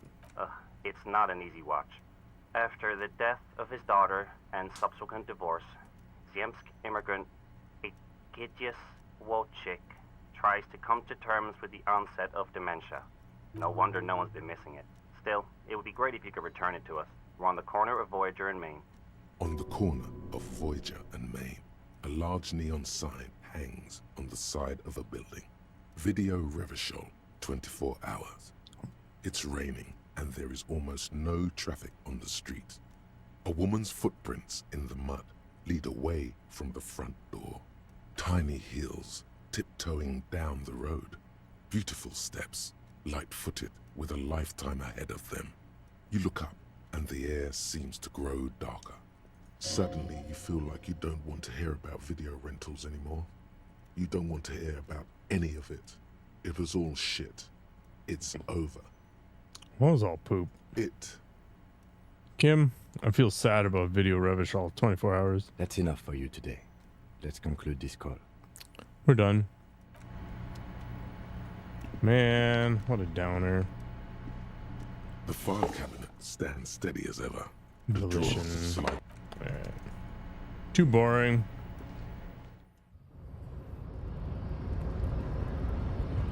Did he wake up? He did. It's funny. Do not presume this has drastically altered our race dynamic. I knocked you out like a god of martial arts. True. I said nothing about our personal dynamic. That has altered. A little. He means very little.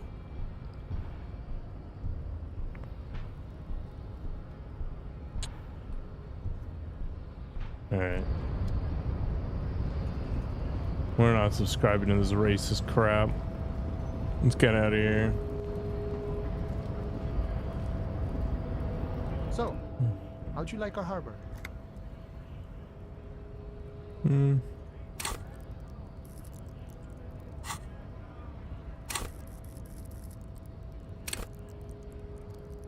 I wonder if I should put more points in a visual calculus. Seems to be pretty important, to be honest. Labor Utopia. It's but a rest area on the path leading across open plains. He notes solemnly, and turns to you, a wide smile adorning his face. Right. You talk to the boss, eye to eye, like men of the plain. If you have any more questions, I'm set to talk. Everard said you have a key to a door. A key, huh? What door is this key supposed to open? He said it belonged to a weasel. Oh, say no more. I got you. He taps the side of his nose with a little wink. I got that key right here. And let me tell you, it's mighty good of you to help us out during the strike. Working class solidarity, as they say.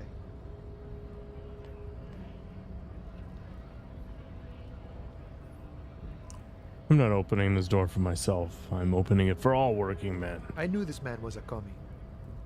And it's a good thing you're doing too. Thanks. What you're looking for is a basement door behind the greenhouse. That's behind the whirling in rags. That's all I know. Our organization is what you call compartmentalized. Means we keep out of each other's business. Okay, but where did you get the key from? The janitor gave it to me. Nice fella. We talked about life and things that really, truly matter. His gaze wanders off into the distance. None of this mess we're in. This jiving and juggling. What's it for? To feed our children, I guess. Anything else I should know about this task? This weasel person, when he'll be home? I'm more of a philosophical dock worker. I like to talk about the big picture stuff. Who I am, who you are, what we are fighting for. The man takes a big sip from his flask. Who he is and what they're fighting for? This is interesting. Ask him about the Hardy Boys. Actually, do you know anything about the Hardy Boys? Los Hardys? They're an independent militant group. A bit too high-strung, but it comes with the responsibility. They're sort of like you. Preserve the rule of law and all that. Except it's Everard's law. But really, they're just like you. Is he actually comparing you, an officer of the law, to some neighborhood vigilantes? There's only one law, friend. That's me. Why not? Must be nice being something else for a change. The rest of us are just folks. Any idea who killed the hanged man? The mercenary, eh? Who could have killed him? That's indeed the question. Why even do such a thing? He shakes his head solemnly. Let's change the topic. The man whispers a jaunty tune. A coastal breeze ruffles his hair. Why are you striking? We're negotiating our share. Your share? Aye. He seems pleased with himself. Wait, so not wages or pensions or... This stuff. They already covered.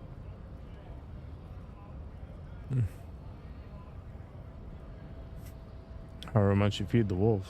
The wolf always wants more. I like wolves. How large a share would you like? All of it.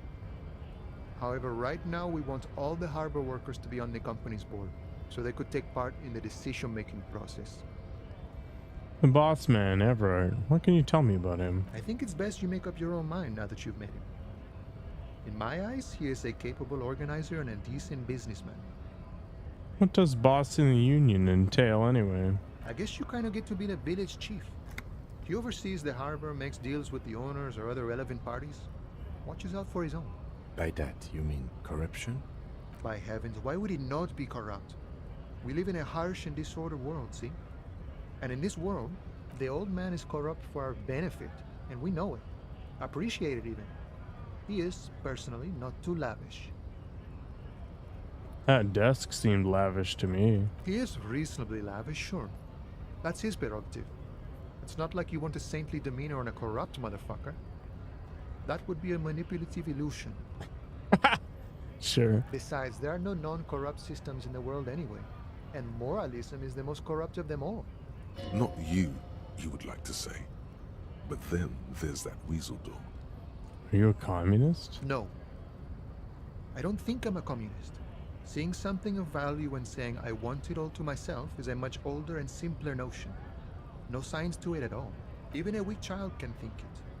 The only things holding someone back are I can't and I shouldn't. You shouldn't take what's not yours. Then how can anything ever be mine? But that's okay. We don't have to agree. The prairie is wide enough for all of us. You seem to have spent a lot of time thinking about the political situation. Sure. I've had the necessary free time.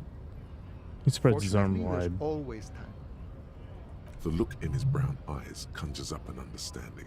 For him, having command of his time is the most important thing.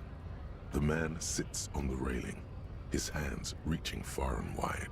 Yet it feels as if he could, effortlessly, go even wider, if need be. An endless torrent of time. Good talking to you. Gotta run.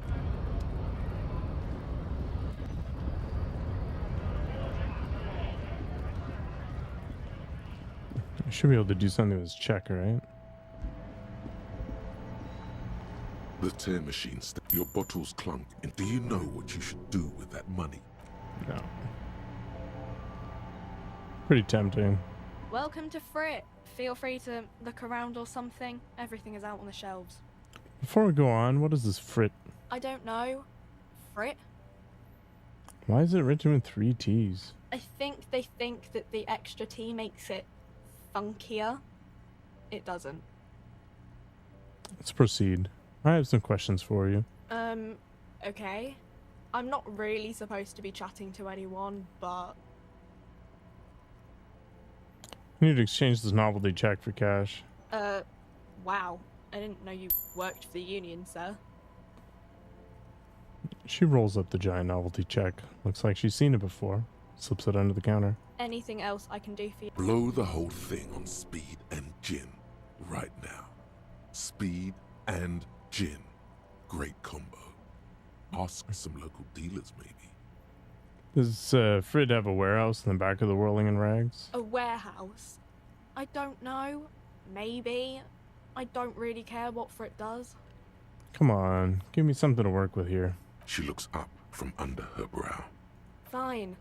Frit doesn't have a warehouse. Just a little back room here. Okay? You said I wouldn't want to F with Frit. Why? Because Frit has an army. She blinks at you, confused as to why you'd ask such an obvious thing. Hold on, an army? You mean like mercenaries? Ready to kill people? Yeah, like 2,000 or so. But why would Frit need an army? It's just a corner shop. I don't know. It stops people from robbing Frit, I guess. If they know there's an army, I mean, I wouldn't want to fuck with them anyway. Businesses often hire private security this side of the river. It's an unfortunate state of affairs, but not unheard of. But that's what the cops are for. You think the police, like, bother catching shoplifters? Frit polices themselves, so, yeah. Anything else you wanted? You'd better behave yourself in this fritte, or who knows what will happen. Can you tell me anything about the dead body? I don't really know anything. I mean, I know it's there, but I haven't seen it, so... Did you know the man who died? Not really. Not really. Does it mean you knew him a little? No. I didn't know him at all. What do you think happened? I don't know. No need to worry. It's just standard procedure for us to ask. Hey, Demir. If you hear anything, let us know, okay? It's not really a game. It's more like a choose your own adventure narrative. Thanks, man. Okay. Thank you for your help. Uh-huh. Can you tell me anything about this reality we're in? Reality? You mean what reality? Economic reality or... No, I meant the physical reality. I don't know. What about it? The Coalition. What's that? Someone told me there's one. Our government? Or do you mean something else? Sorry, I really need to finish this article. She taps the magazine on the counter. What is Pale? I think science still doesn't know. There's only speculation. Though, some of my friends from didn't school know you were a have chess actually player. travelled through the Pale on their trip to Windy. They said it was like being high. She smiles widely and then catches herself. Not that they would know anything about being high, it's just an expression. The girl adjusts her hat. I'm out.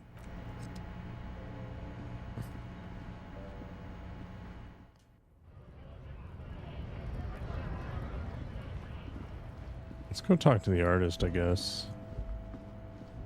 That makes sense to me, does it? Or we can head in here too.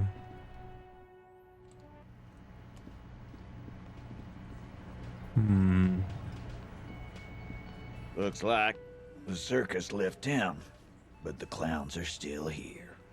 Titus does not look particularly happy to see you. Stowler's therapy. Good. I found 8 sets of footprints, but there's only 7 of you. Where's the 8th Hardy Boy? What are you talking about, madman? There's no 8th Hardy Boy. There's 7 of us, and we're all here. He sizes you up. Or what? You want to be the 8th Hardy Boy? We ain't hiring. He shakes his head. Actually, boss, we've been talking and we think she could maybe... This person Glenn wants to hire, he really respects her. She? So there's an 8th Hardy, and it's a Hardy girl. Who might it be? Elizabeth? The gardener? Shut the fuck up, Glenn! I do the talking here. Now what the fuck do you want, cop? So let me get this straight. There is an 8th Hardy Boy. It's a she, and you don't like us talking about her? That's right. We're not talking about this. This is a private Hardy Boys matter. Nothing to do with your shit. In. He points at the lieutenant. You're not cops here. Don't go digging around if you don't want a bullet in the back of your head. I'm watching you. Good. We are all watching each other. Officer, your question. There's no point in pushing it further, he thinks. This is already a victory. We'll learn more about this 8th Hardy sooner or later. I'm going to take off now.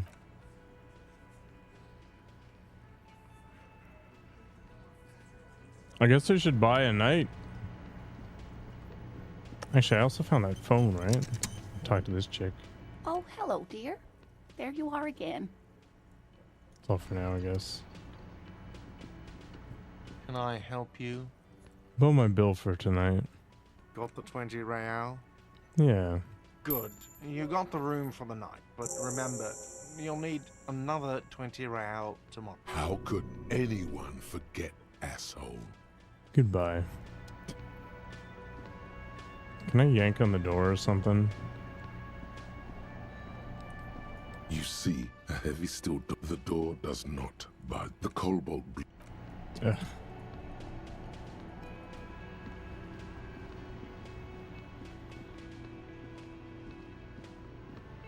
Can I just knock on the door for a little while?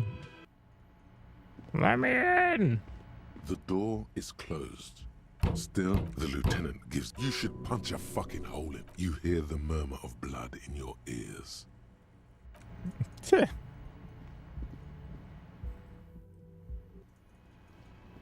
haven't found a song to sing, have I?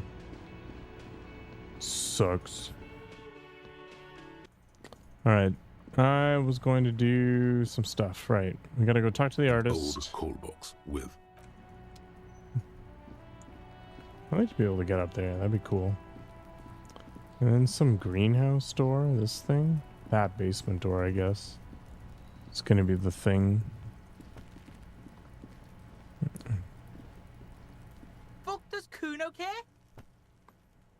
took care of the drug situation. Alright, so you got Kuno's kilo. Here is how we do it. First, you give Kuno Kuno's kilo, then Kuno gives you half back. That's how we split it. It's the best way. Street way.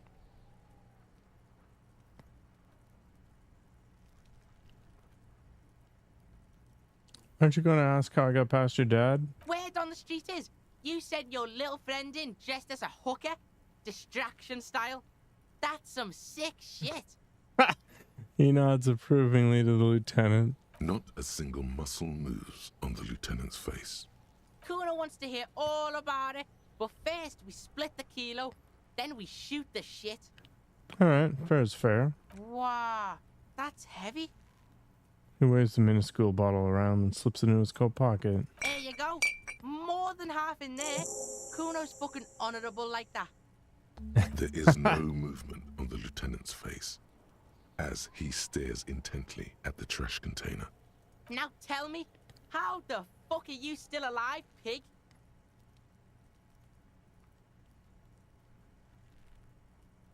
There were tons of unpaid utility bills there. Fuck right there were. Fucking 3 years or some shit.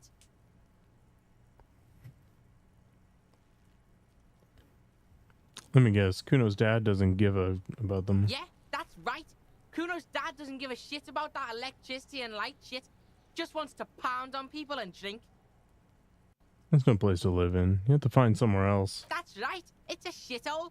Kuno's gonna move underground, Leroy shit, ancient shit. Kuno's gonna live in a fucking catacomb. Yeah, in a tomb, Kuno. Kuno, I met your dad. Yeah, you do some Sambo shit, sneak in. Is the hooker thing real? Sambo is an acronym for Samaran boxing, graceful martial arts stuff. Sambo style implies stealth, cleverness, and cool. Just letting you know. It was what you said. Kim dressed up as a hooker. Full drag distracted him. The lieutenant flashes you a sharp look, but doesn't say anything. Only his tightly closed lips betray the effort keeping silent takes him. Fuck out of here. Kuno made that shit up to demean you. His eyes move between you and the lieutenant. Look, pigs. Kuno gets it. You don't want to talk about it. Close quarters combat shit. Kuno doesn't want to talk about it either. Combat trauma shit. He added after a few seconds of somber silence. That room was so small. To be stuck in there with him, not an easy fight for a kid. It was dark in there. We sneaked in and got out. You got lucky. Kuno's dad was out getting more drink. Kuno knew that. That's why he sent you. Kuno cares about his pig. Doesn't want his pig to get hurt. He nods emphatically. Oh, it's empathetically. Okay, let's conclude this business. Yeah, pig. This shit is done. Now get the fuck out of Kuno's face. Kuno needs to drop the bomb. I'll talk to Mañana about the armor. So?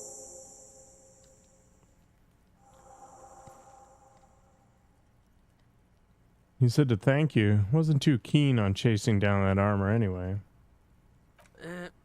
Fuck? Okay. Kuno's a giver like that, yes? He looks slightly confused. Kuno sent your fat ass running around like jello. Look, pig. Kuno sent you to rough some people up. Kuno played you. That happened. Now you and Kuno should move on. I'll remember this, Kuno. You got fucked. You got fucked, pig. Fucked bad. Of course you're gonna remember this. Now get the fuck out of here, Grief and the Kuno. After this shit, you better have something real interesting to say if you want to stay in Kuno's face. Yeah, real interesting. Okay, I'm off. Kuno doesn't... Man. The trash container stands in. The smell of rotten food rises to greet you. You see soggy cartons, dirty rags, and organic waste. It's my idea of a good time. Not much to see here anymore. There's nothing more. You see milk, a box full. The container sounds a muffled gong. Can I take the body down yet?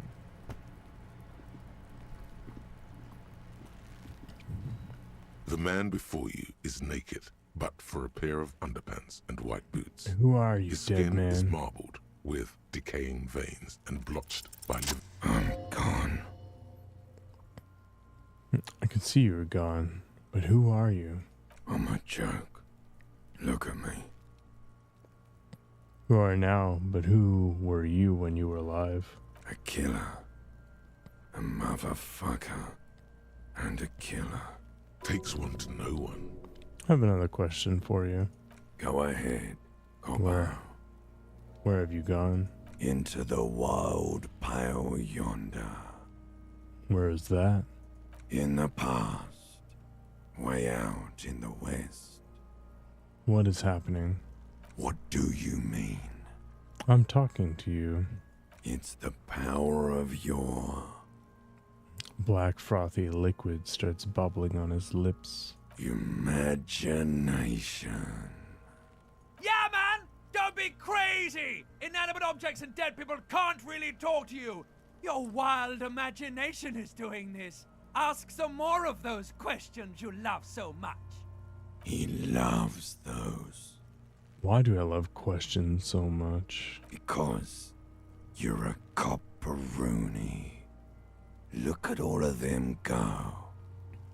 Do you want more questions? Give me a comical amount of questions. Coming right up, copperoony Rooney. This is getting upbeat now. Is my name Rooney? Fuck no. You're no Rooney. Rooney is not who I am. I'm Harry. No, you're not a Harry either. You're a motherfucker. That's who you are. Rooney the motherfucker. Why do I feel like I've forgotten something terrible? Because you have. Who killed you? Love did me in, Provocopo. It was love all along. Can you ask me a question?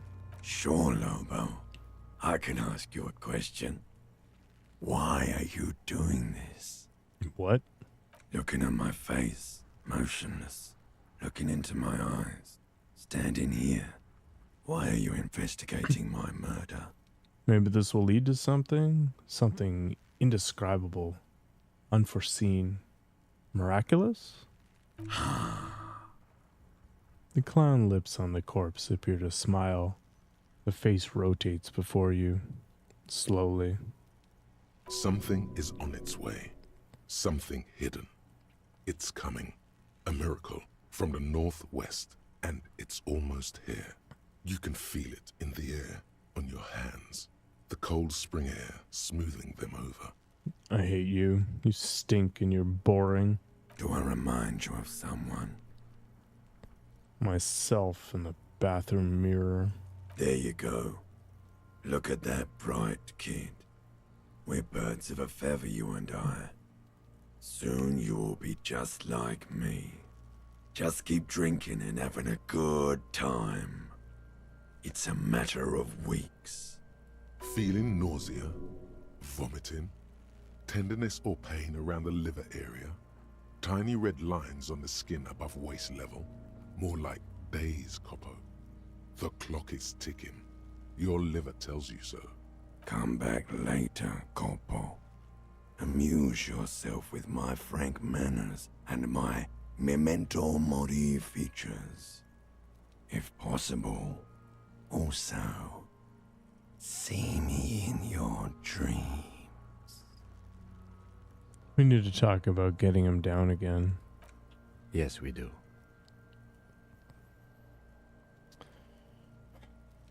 I'm out of ideas.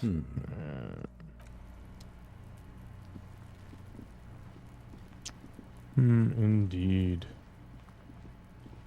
How do you get up there?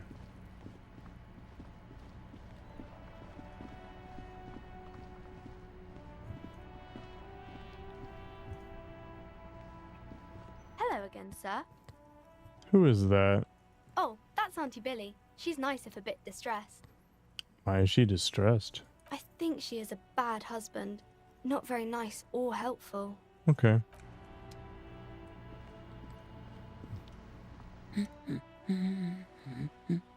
Maybe your husband is missing. My husband? No, he's not. This little girl over there told me you have a bad husband. Excuse me? A bad husband? What do you mean? Not a nice and helpful sort. Do policemen just go around repeating what some kid off the street said? She isn't just some kid off the street. She seems very mature for her age. Is she now? She dries her hands in the apron underneath her coat. Her eyes narrow. Annette's a sweet sprout, but she doesn't know anything about marriage. Why am I even talking about this? So you don't have a bad husband? No, I don't. I have a good husband. The kind and helpful sort. And he's not missing. So where could he be? I don't know. At home now? Out drinking with his friends? Working? Where is this going, officer? So what I'm hearing is you don't really know where your husband is. Yes, but I don't really need to know where my husband is. Not all the time. Wouldn't you like to? No.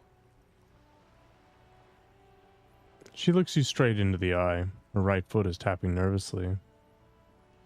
I can totally help you find your missing husband. Why are we still talking about this? I haven't lost my husband. Kids are always going missing. Weak, pathetic kids. Always getting themselves killed. Maybe your children are missing? No, absolutely not. Her words come out quick as gunshots. Okay, so where are they? Are you a policeman or a nanny? Nanny, where are they? They are not missing, sir. You know where they are.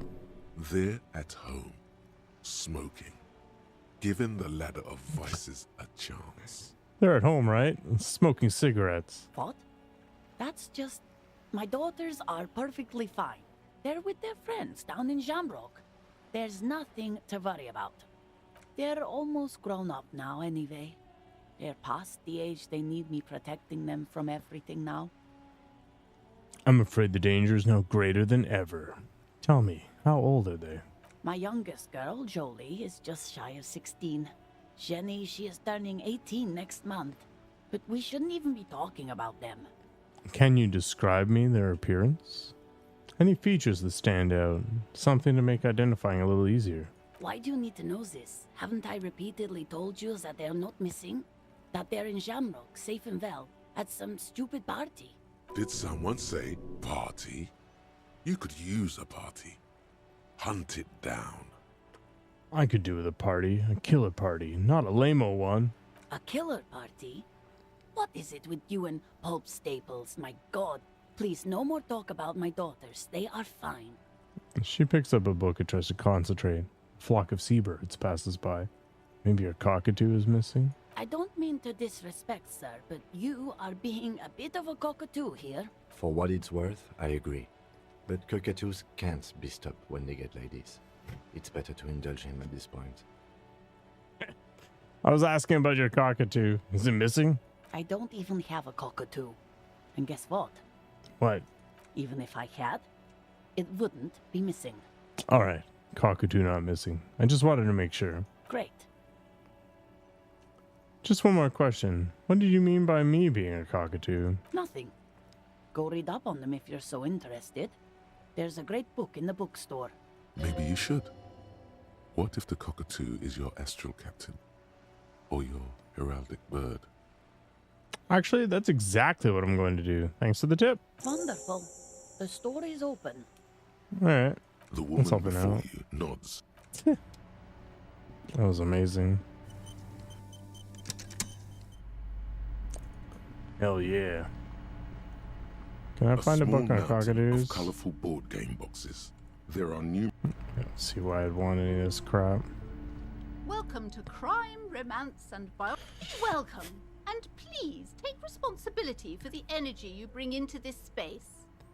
Before we go on, you seem to be well off enough. Can you give me some money? I feel there won't be an opportune moment to ask later. Sir, don't be ridiculous. I certainly will not give you money. I would be doing you a grave psychic disfavor. One has to earn one's success, even if one is a police officer. Handouts are nothing but manipulation. All they do is make you dependent. Son, you got destroyed there. What an idiot you are. Oh god, I did. Shelves filled to the brim with crime novels featuring the supposed... I'm not sure I care about this kind of stuff, but sure. A sulfur-crested cockatoo sits on the cover, its beak slightly open. It looks as if the bird is calling out the book title, From A to Zurich, a guide to a well-behaved cockatoo.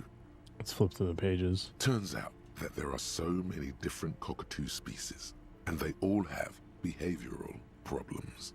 You don't have behavioral problems. That's garbage. You're cool. What about this guide to cockatoos, storekeeper? It's a must-have if you own a cockatoo. I've heard they're quite capricious. You wait for the storekeeper to be distracted. When she's not looking, you haul the tome of cockatoos into your pocket. It's quite a challenge, but eventually, the guide to the cockatoos is yours. Yes! Splendid effort. Screw paying for stuff. Hobo cop doesn't pay for stuff. Shelves filled to the brim.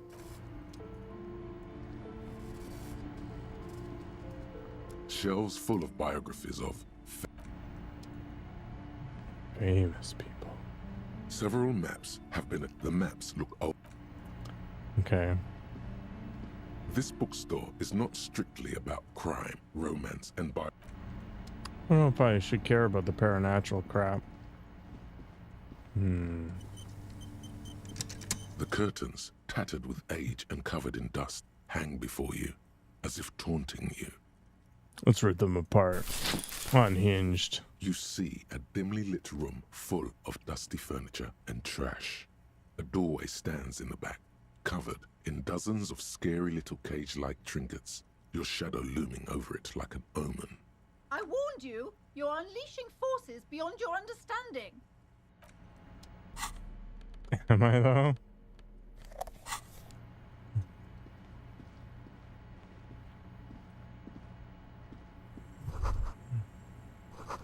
Ghostly silhouettes of hairdryers. No sane person would ever put their head in such a machine. A vaguely androgynous portrait of a man.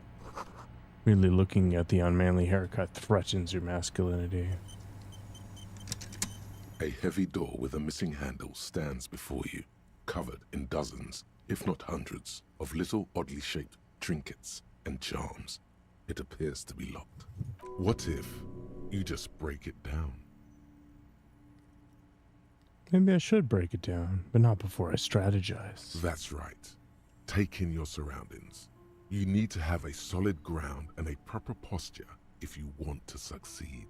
First, check your posture. Steady breathing. Solid core. You've got this. With one shoulder forward, you're ready to smash into the door like a battering ram. Check your surroundings. The room is dimly lit and littered with old barbershop rubbish. But the path to the door is clear. And what about the door? It's made of a solid block of wood, but it has stood there for ages. The hinges are old and coated with a carmine layer of rust. It should be doable. Let's slam.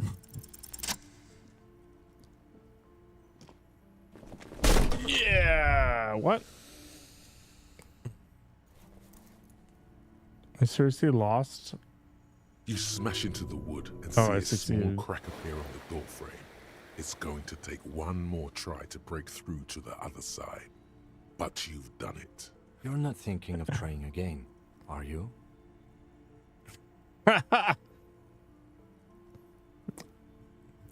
F the system!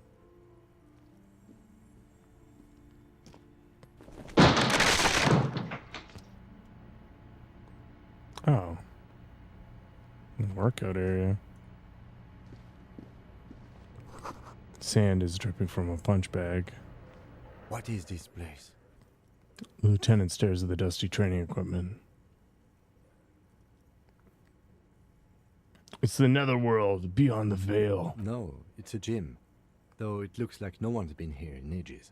I doubt the electricity still works. Good thing we have a flashlight on us. An eerie feeling rises in your chest. What if there's a reason why no one's been here for ages? Yes, because it's closed. No need to look for supernatural explanations where a banal one will do.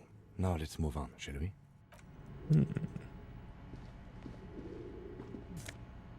Oh. 13. I should give it to that dude. Post just says Sidious Fortis. The rest is worn off. Oh, eyeball. Worn out wall bars. They look unsafe. A barbell lies on the floor. The color has worn off its weight plates. It's 60 kilograms. Your triceps hum at the sight of these weights. Show the world what kind of beast it's dealing with. Lift them. There are no collars on the barbell. This is a safety hazard. Why does it feel so familiar?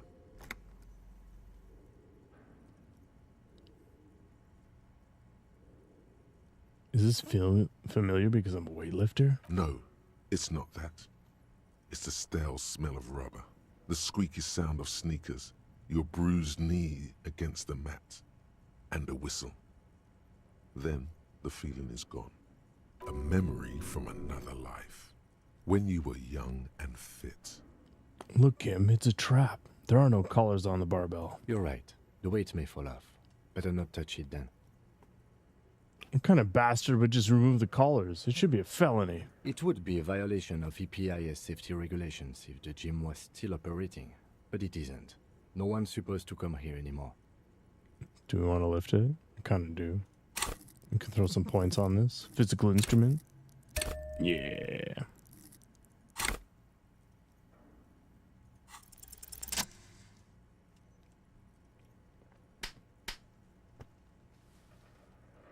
Yeah. Clean. Easy. Conjuring up an inhuman amount of strength, you raise the barbell up in the air. Your biceps tremble, but you're a savage. This is a children's game. I'm a true champion. Yeah. Sick. Get wrecked, nerds. A warm wave of accomplishment washes over your head as you drop the barbell to the floor. For a moment, it feels like you're strong enough to succeed at anything you ever set your mind to. Hey, but you're still in a ghost house. What if someone heard this? What if they know you're here? Good technique. Let's leave. Man, I am the man. Sex appeal off the charts. Always blocked by old window panes and debris.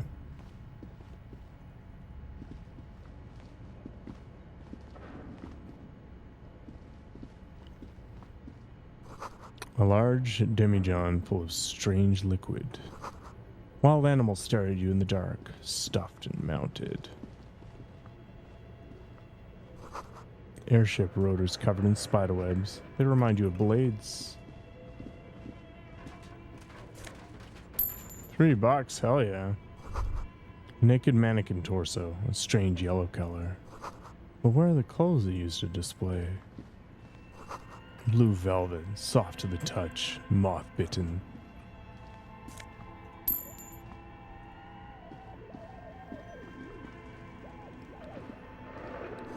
Steel rotor blades bearing a Slipstream logo. Ah, filament memory. What the hell?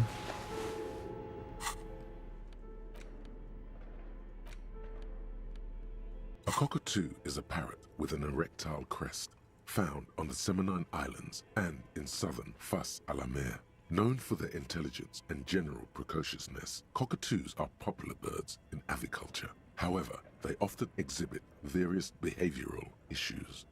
Okay, what more? This book talks about the delicate nature of twos, as well as introducing some of the most popular species among the bird enthusiasts. The funeral cockatoo, the major majestic cockatoo, and the most common bang bang cockatoo. It's colorfully illustrated. Alright, what problems do these birds have? Where to even begin? All cockatoos are known for their needy natures, requiring attention for at least 2 full hours a day.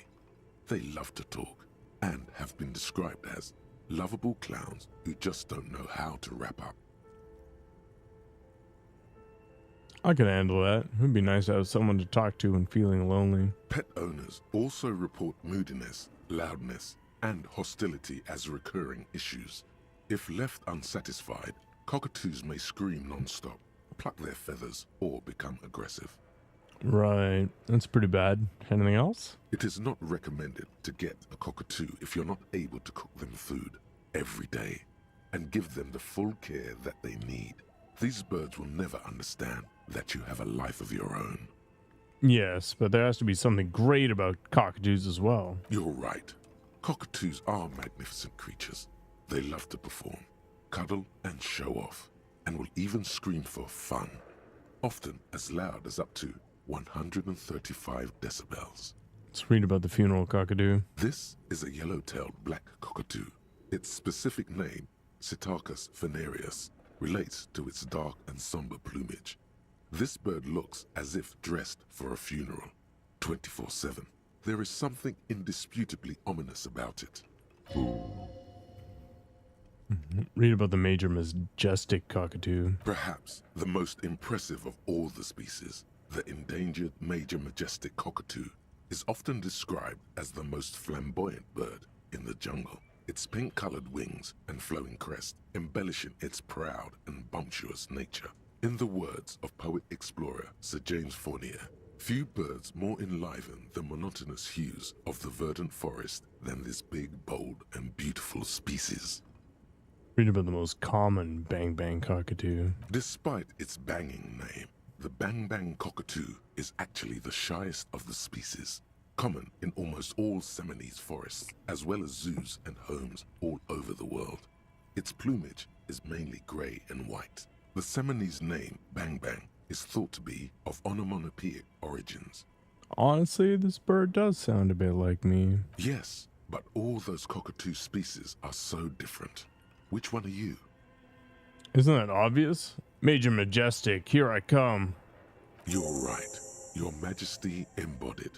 This big, beautiful bird belongs on your heraldry. Let's put the book away. Obviously, my god. This cube-like crisscross of filaments feels oddly fragile in your hand, its intricate structure covered in dust. Silver tape on the side reads, production schedule. Note, this filament contains information that could be read using a radio computer. Interesting. Skis with slipstream printed on the laminated top layer.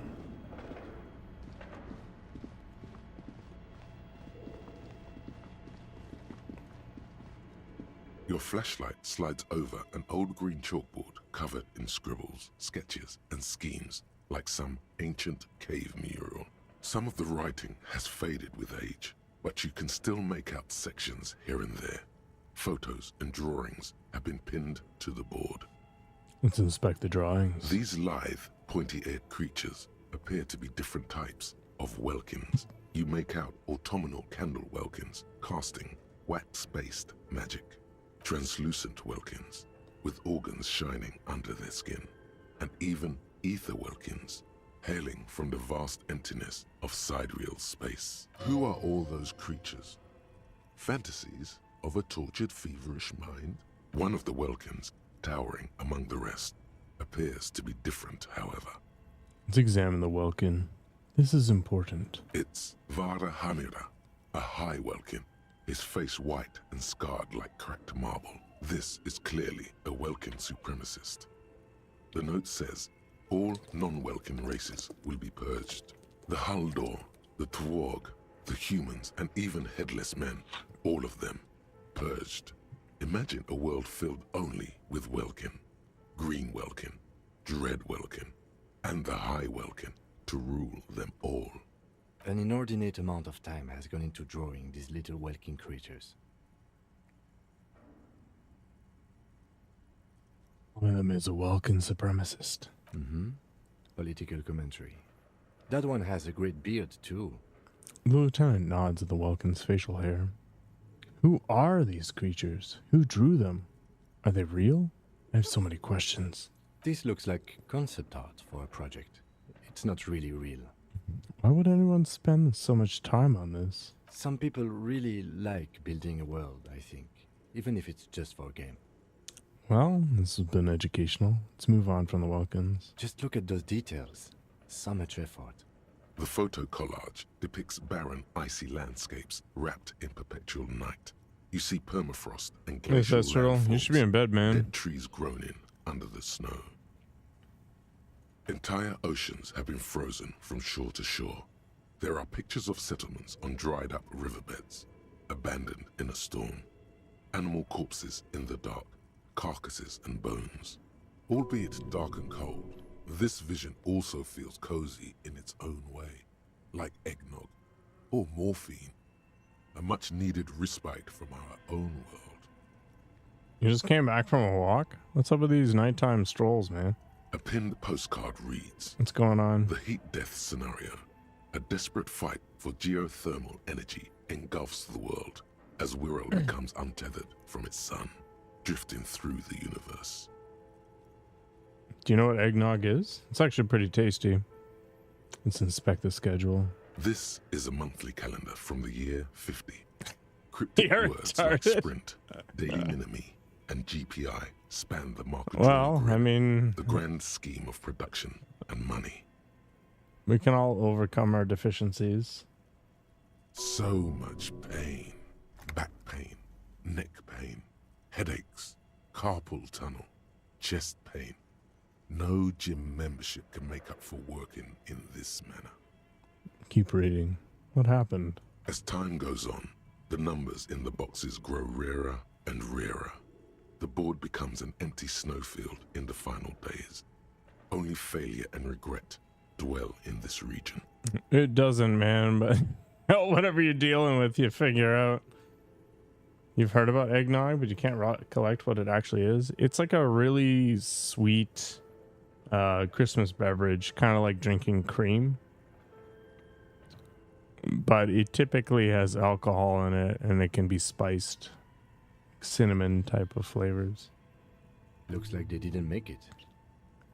The lieutenant looks at the frigid ice field of nothingness. A note in the bottom left corner of the chalkboard says, see the prod schedule filament for details. Let's inspect the notes. The handwriting is only partly legible, but you can still make out 3 slogans. Call in, tune out, Wirral untethered, and heat death of the universe. Outside, a cold wind wraps the building in its bosom. Snowflakes in the wind. An old woman passes what the locals call the doomed commercial area. She tries hard not to look at the bookstore windows. It's unwise. Okay. This old fireplace is covered in lines drawn in blue and red marker, the mesh spreading over the stone like blood vessels on alabaster skin. It looks ghostly and strangely ancient. What am I looking at? Radio frequencies, it seems. UKV 123.6, UKV 123.7, UKV 123.9. Some written notes, too. Sparse and cryptic. Radio frequencies for what? Unclear. It looks like a cardiovascular system split into veins and capillaries. Very advanced. This must be an elaborate piece of art. You think so? The web is comprised of radio stations, all lead back to one red heart, titled The Game Master Frequency. A note says, this one can listen in on any station it wants. Looks like a surveillance program. Wait, who's the game master? Someone very important. The leader of a massive on-air game built by these people. If it's a game, then who's playing? Whoever decides to call in to a call-in station, it looks like. My God. It's as if the less money they had, the more ambitious their project became. Why do you say that? The schedule. I know doom when I see it. The company was running out of funding. What else? Nothing. It's just lines on marble. An echo from times long gone. No one has used the fireplace in ages. Yeah, man. This appears to be some kind of machine. Kogo with a Mogo. cube-shaped Oh yeah, heart I've got this and a stuff right wide now. framework. The keyboard has a rectangular on-off button. A piece of paper still hangs from the printer.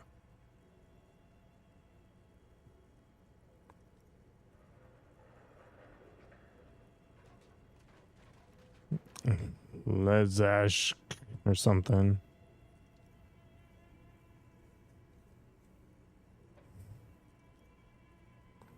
King Zygmunt's Thotty.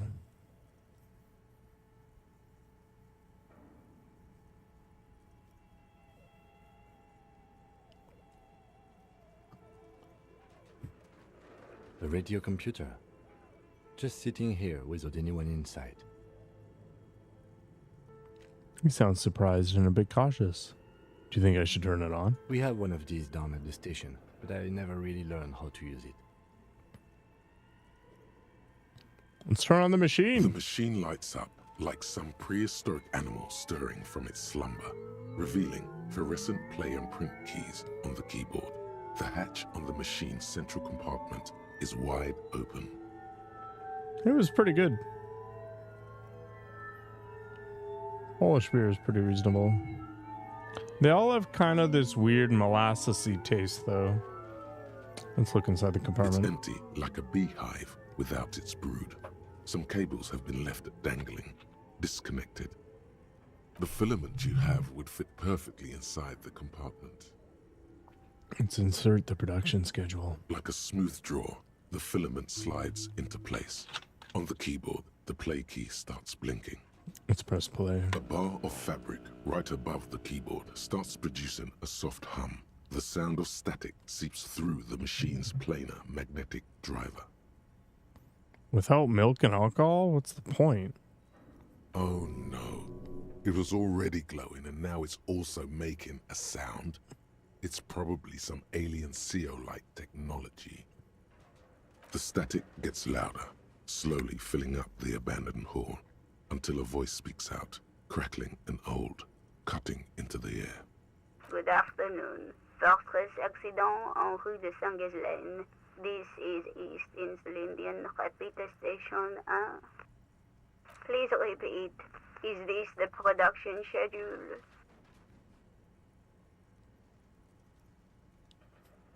What's the production schedule? The filament you have inserted into the reader. Oh, right. Thanks for the explanation. That was a question. Have you inserted it into the core? Yes. Good. Please repeat the password. You should ask her for a hint. Password? I'm really bad at passwords. Can you give me a hint? No. Is it my birthday? Still no. I don't know the password. Received. I will register this login attempt. That sounds bad. A login attempt. Something a criminal would do. Don't worry. Passwords have a way of turning up sooner or later. Fortress accident. Is there anything else I can do for you today? That's all for now. Thank you, and goodbye. Tiles on the cube are still smoldering, casting the framework in a soft glow.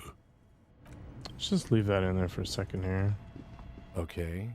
What do you think is going on with that computer, chalkboard, and fireplace? Looks like an undercover counterintelligence program. No, that's not it. I think... The lieutenant takes a step back, steepling his hands. It looks like one of those popular pen and paper role-playing games. Only these people were trying to automate it, make it work on radio computers. Utter madness, he thinks, as a compliment. The voice acting and writing are very good in this game. The general, premise is a little more sluggish than I would have liked, but here we are. How were they planning to do that? Through call-in stations. None of the players have to be physically present. Anyone in the world can participate in the game, as long as they have a two-way radio. Then there's the game master frequency that listens in on the smaller call-in stations. I think that was supposed to coordinate the stories, functioning as a master of ceremonies of sorts. Yeah, it's a choose-your-own-adventure book. His fascination has swept aside other concerns for the moment. He's a little hooked. Has anyone ever done this before? Not to my knowledge. They make automated games in Graz, Messina, Königstein. You know, places with industry. But I don't think anyone has attempted to create an interinsulary game before. We just don't have the technology. And this was a role-playing game? Indeed. Those Welkins are a dead giveaway. Role-playing people love that stuff. The world looks like a modified version of the WeWorld board game, with hit death thrown in. What do you think happened to the company? No idea. They stopped filling out the schedule on the chalkboard. Wow. Indeed, it's ambitious and untethered from reality, but... Its world is cold and lonely, so keep it company. Let's finish it. It's too late for that, I'm afraid. He says, looking around the derelict room. The pipes howl and a rat crosses the floor. Okay, let's keep moving. Scribbled across a notebook. Developers of the most advanced RPG in the universe.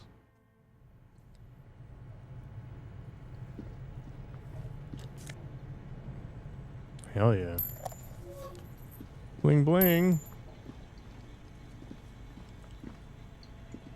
You see a terrifying ice bear with a strange compartment in its belly.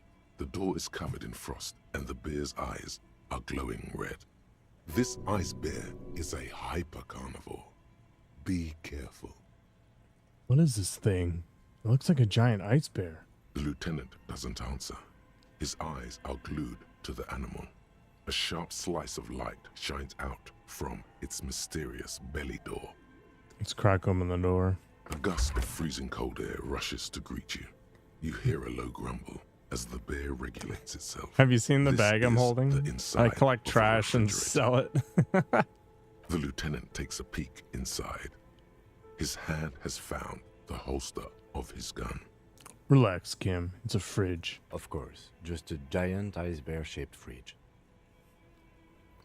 He relaxes his hand, his face bathed in the harsh light of the open fridge door. Let's take a look inside.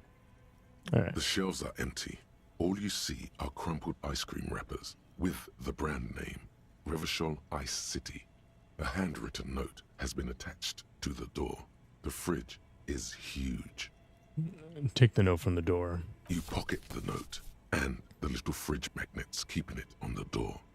Let's look at one of the ice cream wrappers in there. A friendly cartoon bear smiles back at you from a glossy cellophane wrapper.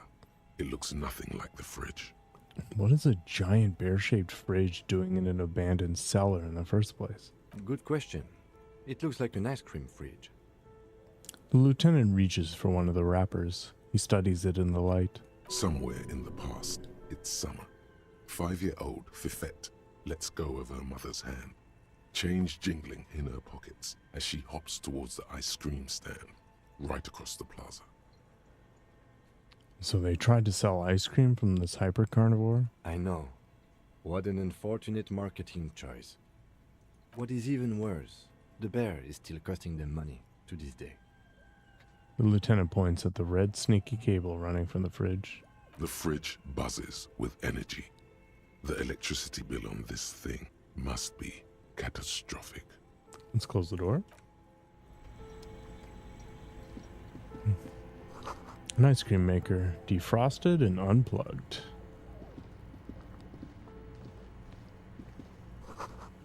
Flashlight casts a strange shadow. There's a hidden doorway here.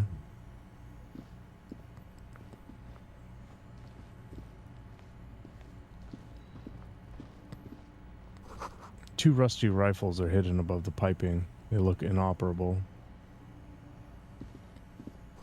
Someone has stuck some busted guns beneath the ceiling.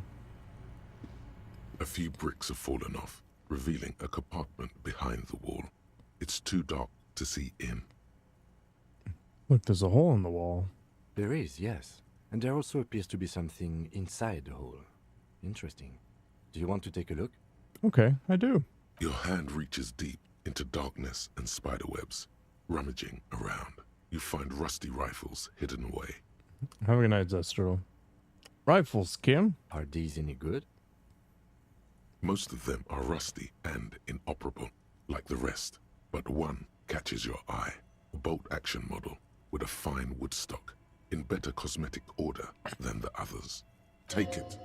You're a police officer. Police officers carry guns. This one looks nice. That's a rare sight. seems to no longer be functional, but still a beautiful thing in its own way. Where are we? Seems like an old bunker from the revolutionary period. Look at all those rifles. Must be an old weapons cache. What does this mean, a rifle here? It means there are firearms, albeit inoperable, still lying around in Martinez. It's an interesting coincidence, I would say. Might come in useful in the future. He likes this find. Alright.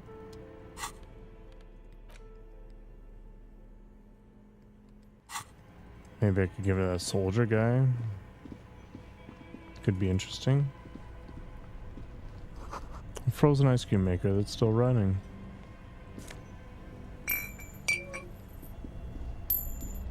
Two cables are plugged into the breaker box. The red one leads to the ice bear fridge, and the black one to the ice cream maker nearby. Leave them alone, I guess. For the moment. Intercom wires running into the breaker box. Oh, +1 drama. Insane mesh tank top. Hell yeah. We're gonna stick with the physical instrument, I think, for now. So why would I want to unplug these things? The wall collapsed. It's inaccessible now. A thick layer of coal dust covers the furnace, coloring it pitch black. Looks like this furnace has a face, and it's a face of agony. Kim, what is this thing?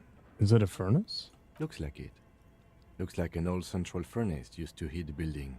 It's connected to the chimney.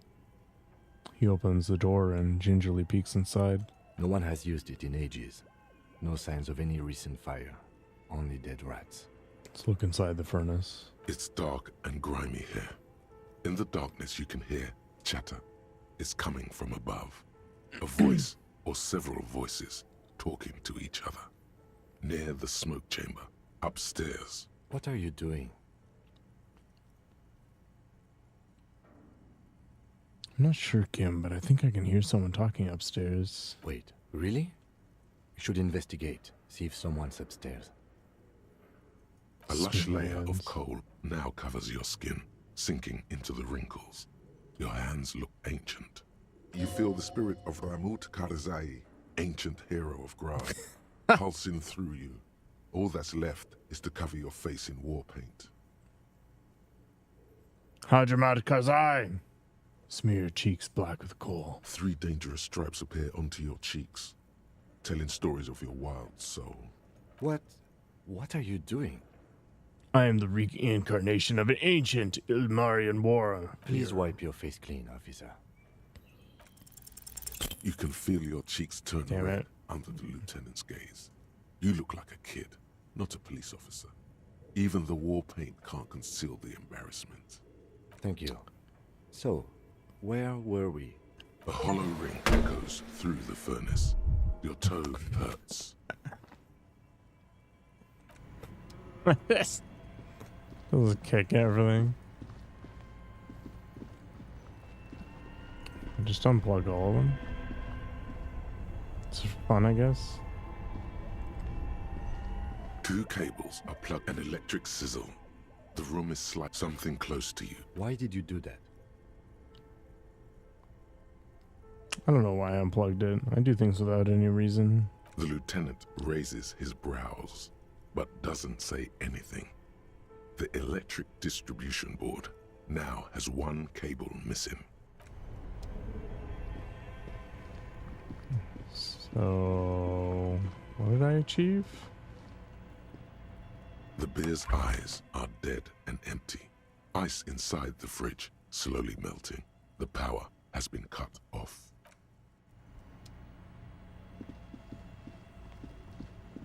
I have no idea.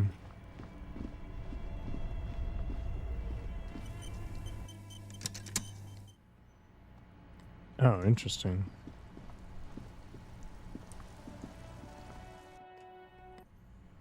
Okay, so I never did find the password?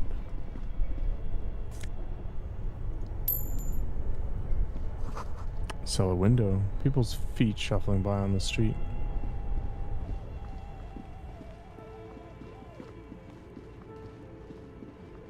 thick layer of cold dust covers the furnace. A lush you feel the spirit 3 danger. What are you... Please wipe your face clean. Thank you. That's no fun.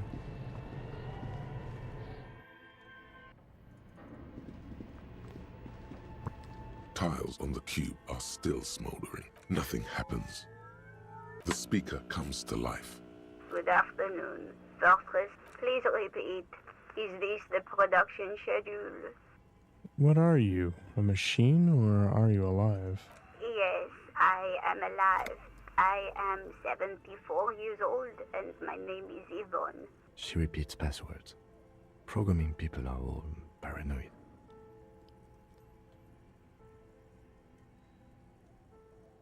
Yvonne, my partner tells me that you're here because radio computer guys are all paranoid. They are merely cautious.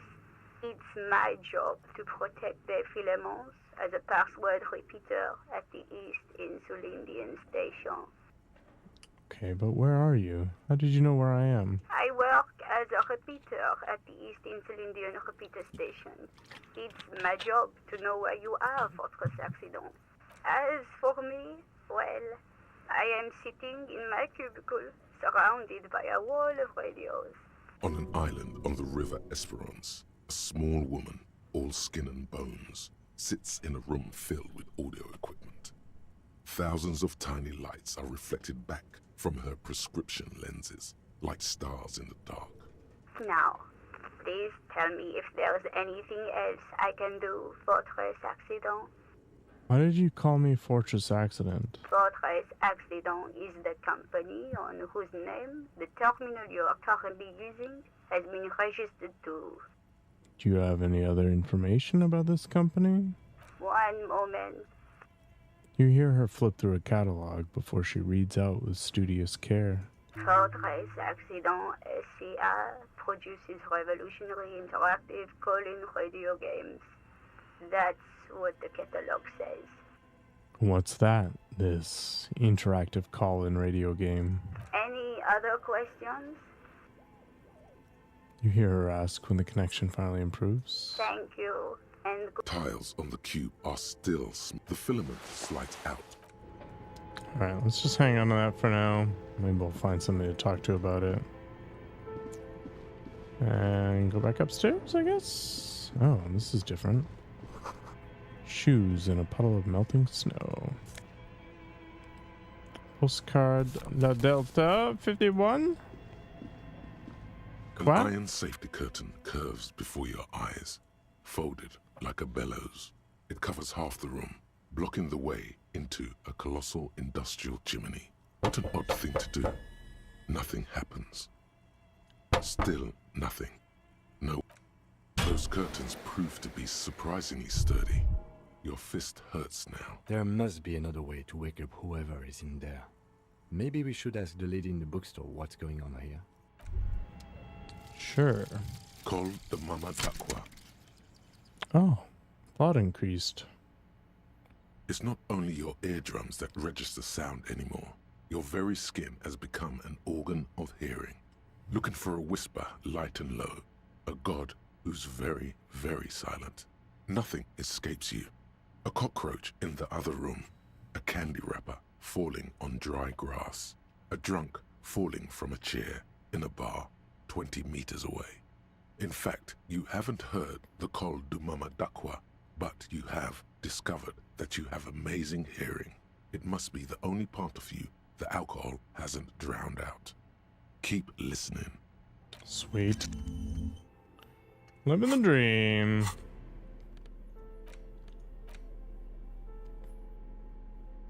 The note is written with a blue pencil on a piece of lined office paper. The kitchen magnets have left spots on its surface. Does it say anything interesting? The lieutenant leans closer to read the crumpled note over your shoulder. This is tangential at best, but the lieutenant's detective instinct is still active. Read the note. Someone has scribbled, S. I can't believe the off-site copy is still here.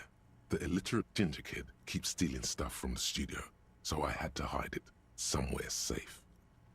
You'll find the filament memory with the offsite copy in the frozen ice cream maker. Please take it home, ASAP. It's important. I'd do it myself if I lived in a civilized place with a freezer. Take care, Suliswaf. Wonder who wrote that note. Looks like someone from that radio game company upstairs. I'm a little surprised they just left their property lying here. Maybe they had to leave in a hurry. That's a plausible hypothesis. Who's the illiterate ginger kid? Really? You don't have a single guess? You mean Kuno? Oh, I'm sure that child would love to get his hands on the filament memory. Even if he doesn't know what to do with it, he'd probably try to pawn it for speed, based on our... Well, alright. That's interesting. Let's head back upstairs then.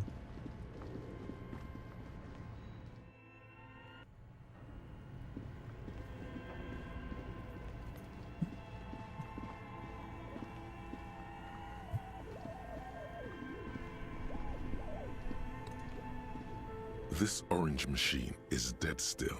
It has a hand-cranked ice cream churner and an electric freezer. The ice around it slowly melting. Try to crack open the lid. You slip your fingers under the frozen lid, but the ice is too... If you want to try again, then... Equip the pry bar by going to the tools. Okay.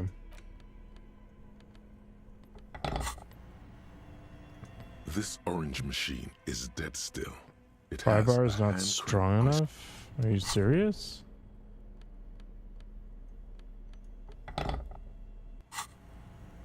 This orange machine is dead still. It has a hand... Turning the crank feels oddly satisfying, like stirring your childhood dreams.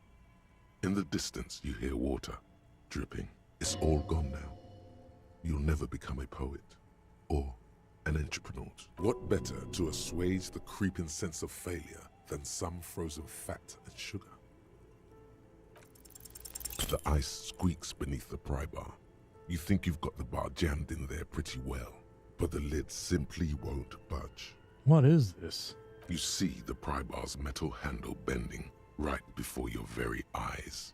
Yeah, well, that's a good pry bar. I'm not criticizing it, but this ice cream maker is frozen shut. It takes an advanced tool to get it open. Advanced? Where do we get one? I have no idea, officer. This ice cream maker isn't important enough to requisition a special tool. Sooner or later, you will stumble upon a tool mighty enough. Then we will know what's in this mysterious ice cream maker. Damn it. Why is life so complicated? Alright. Let's head back.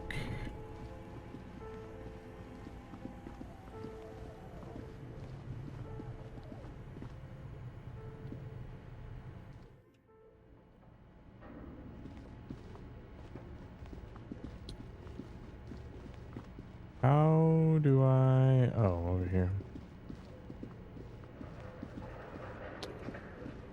Wait. Can I open up that door with the pry bar?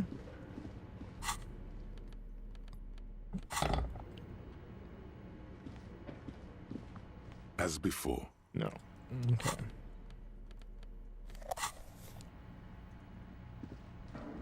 I guess Kim was gonna tell me about the light.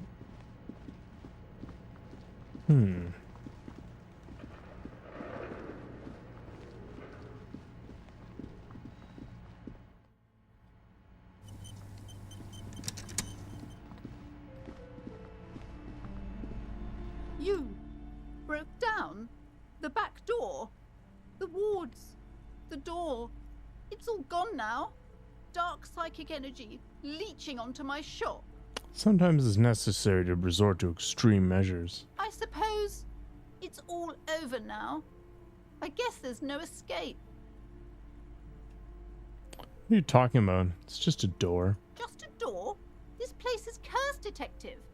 They don't call it the doomed commercial area for nothing. Just look at the sheer amount of companies that are Telling me, held in Ramir. this house. Insomnia time?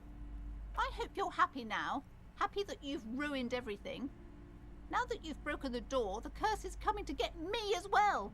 She closes her eyes and starts mumbling something to her pendant. Host Almighty, she prays. Guard me and my honest business venture from the curse that lurks behind the door. Blessed be your name. Cursed? But I thought the curse wasn't real. Of course you didn't. You're nothing but a policeman. Bit of a typo. She shrugs, visibly dejected. All right. You know what? I'm willing to let you investigate the doomed commercial area. We are set on the path. There's little else to do. Her facade has dropped.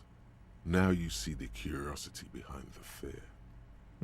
Yeah, it's unique, Benji. I'm kind of looking forward to something a little more. I thought I was going to get something a little more action-packed, but honestly, the writing and the voice acting are excellent.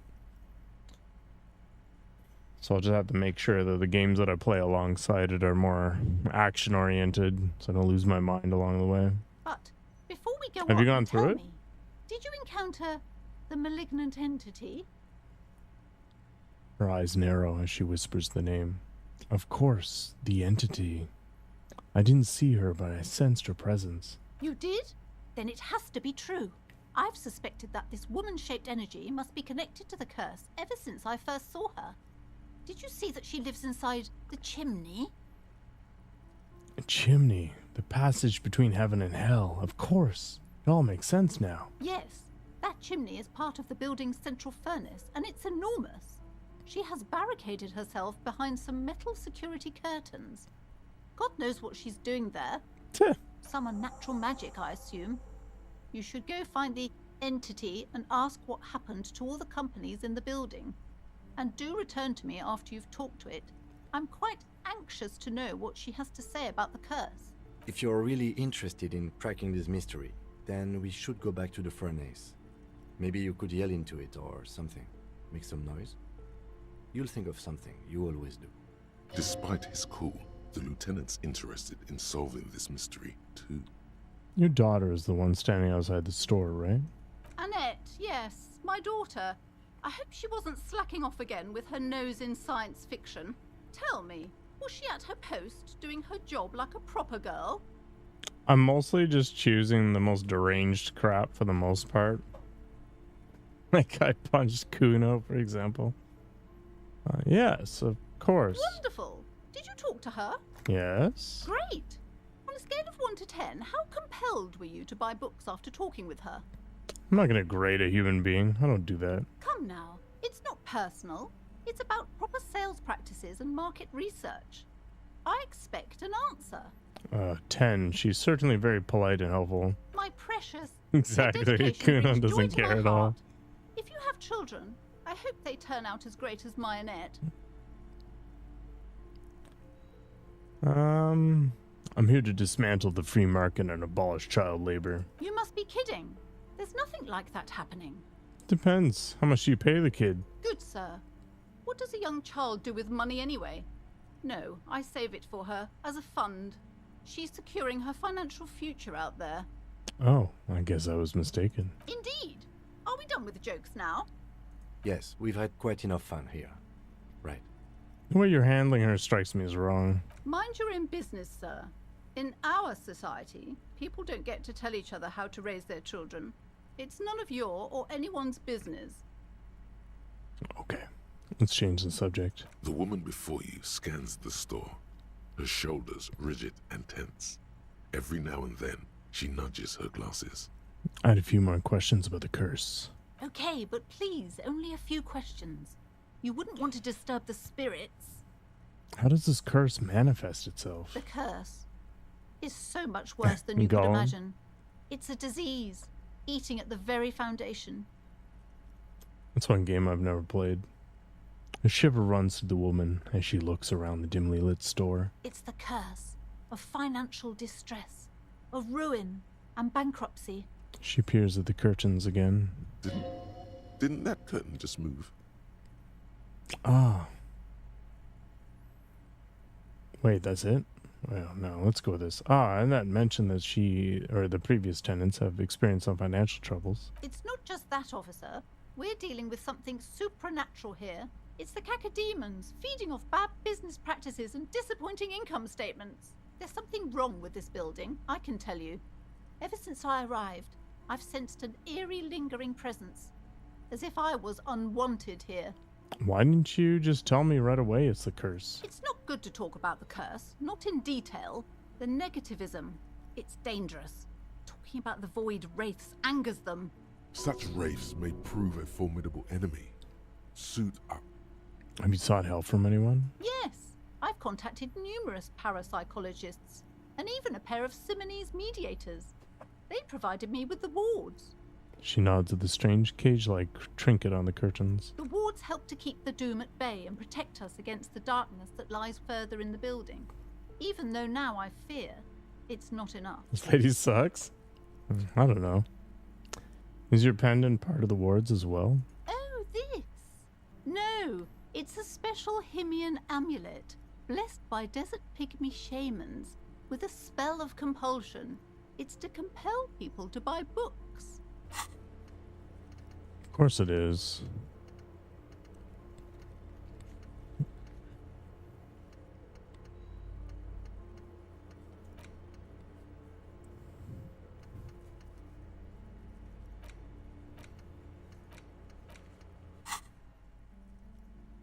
What?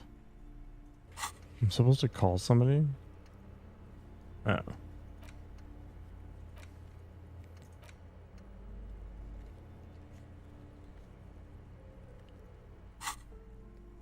There are numerous spells cast throughout the store.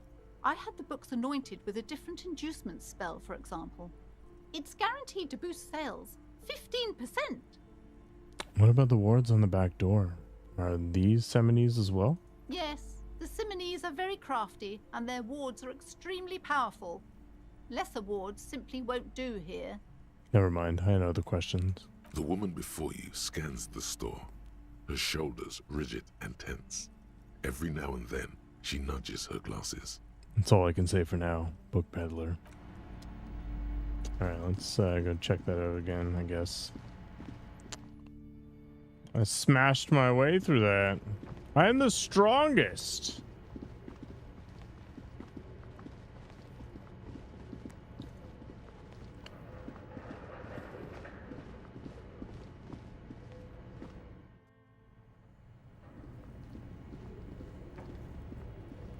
A thick layer of coal dust covers the furnace, coloring it pitch black. Something breaks loose in you. A mighty bellow echoes throughout the chimney's depths. The chatter of tiny voices above suddenly cease. Then, You hear a woman's voice answer. You've awakened the entity. I summon the ghost of this doomed commercial area. Answer me, spirit. Hello? Did you say anything? I can't hear you. Please come upstairs. There's a safety curtain on the second floor. I'll open it. You hear a low rumble upstairs. The sound of a curtain being pulled aside. After you, officer.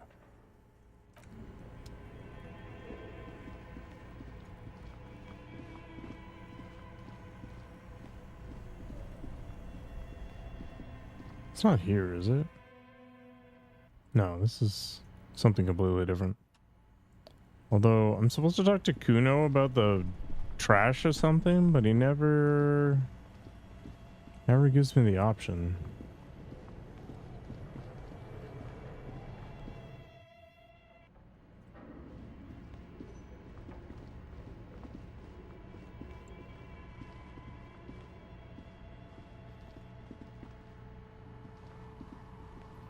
Hello. This tray is full of dice. Colorful polyhedral dice. Hundreds of them. What a nerd. This candy dispenser has been repurposed to contain thousands of dice. Hello. I'm Nia. A bird-like woman sits on a throne of tools with emerald light shining through her hair. Did you try knocking on my window? I must have missed you. I've been listening to my Melius. She taps on her headphones. So what kind of die are you looking for? Could this be the malicious entity? Perhaps it's wise to go along with this masquerade for now. She's got a direct view to the backyard. You should interrogate her about the lynching. Hold on. What do you mean by Melius? Yes, Amelia is like a call-in station. You need a two-way radio to access one. That's why I have these. She pats the headphones on the table. Mostly, they just teach you to swear in different languages. but some of the stations can be quite interesting. I was so absorbed, I must have missed you knocking. You must have me confused with someone else. I haven't knocked on your window. Then how did you get inside? By the south entrance? You know what? It doesn't even matter. What matters is that you're finally here. Let's talk dice. Did you have something specific in mind? Why are you asking me about dice? I'm a novelty dice maker. Tell me the name of your role-playing system and I'll make the die you need. That's why you're here, yes? As she speaks, her bone-like fingers fiddle with a ring. Her bones light, but her hands strong. Maybe. I'm not really sure why I'm here, honestly. How strange. Well, if you're interested, my rate is 10 real per set. Unless you want something really unusual. Take a look around and see if there's any particular stone you want to use. The walls around her are covered with rows of precious stones and minerals. This person means you, or no one else. Absolutely no harm. She will answer freely and honestly. What do you know about the man who was lynched behind the whirling in rags? Nothing really. I didn't know him. Who cares about the dead body? We might be dealing with a malignant entity here. The lieutenant looks at his notebook. Then the woman under the large window. Your window looks directly onto the courtyard. You're saying you didn't see or hear anything unusual last Sunday evening? I'm sorry, detective, but as you know, I usually have my headphones on when I'm working. It shuts out most of the daily ruckus behind my window. What do you mean by the daily ruckus? Well, there's always something going on in the Whirling's backyard. She stops to try and come up with an example. During daytime, there are usually those kids. And lately, I've been seeing a lot of drunk workers hanging about. Must be because of the strike. But I never saw anyone during that fateful Sunday night, I'm afraid. And you never took your eyes off the work to look out of the window? I might have, but in this case, all I would have seen is my own reflection staring back from the darkness. It's really hard to make anything out in the yard when it's dark outside. Besides, I rarely get up to look out the window when I'm in the zone. Do you often work Sunday nights? It's an odd profession, making dice for people, but I like it, and I prefer doing this to sitting at home. I see. Thank you for your answers. She nods. Anything else, officer? How did you become a dice maker? How did I become one? It was a business decision. I was a regular jeweler at first, but that's an unfocused field with too much competition. Some of my friends were role players. They asked me to make some polyhedral dice out of cobalt. That was my first order. I grew it from there. Do you like role-playing games yourself? Not especially. I like working with rare materials and a steady pay. And role players as customers? They're nice people. Okay, I'd like to order a die from you. Of course. Tell me what you have in mind.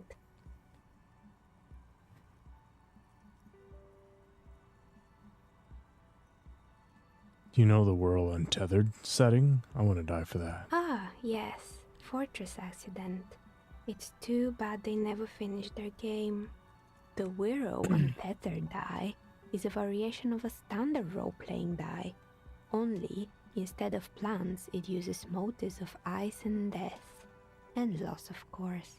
I'm thinking something made from alligator jawbone, cast in black resin. The reptile bone is as white as ice and dead as, well, death. For 7 real, I could have it ready in 8 hours. Why do you need to cast it in resin? Untreated bone is porous and prone to chipping. Cast it in something hard like resin though, and voila, it's perfect. What's a standard role-playing die? It's an icosi tetrahedron, a 24-sided die that can produce results for 2-sided, 3-sided, 4-sided, 6-sided, and 12-sided die with a single roll. Technically, you can also use it for many other sizes, but you may need to reroll results. It's a deal. Great. See you in 8 hours then. Was there anything else? Hey, where are we anyway? What is this place? We're inside the chimney of an old central furnace. It's strange, I know. She looks at the ruddy bricks that make up the walls. Even though they've been repainted, there are still signs of coal-black soot here and there. But when I arrived here, all the other rooms were taken, so I had to build myself a makeshift home. Besides, I don't really have to pay any rent here, so that's a plus. Plaisance was right. There's an entity living in the chimney. You should ask her about the curse. Creative. Yeah. I've heard this place is cursed. Did you know that people call it the doomed commercial area? I've heard the stories, but I don't think those stories are true.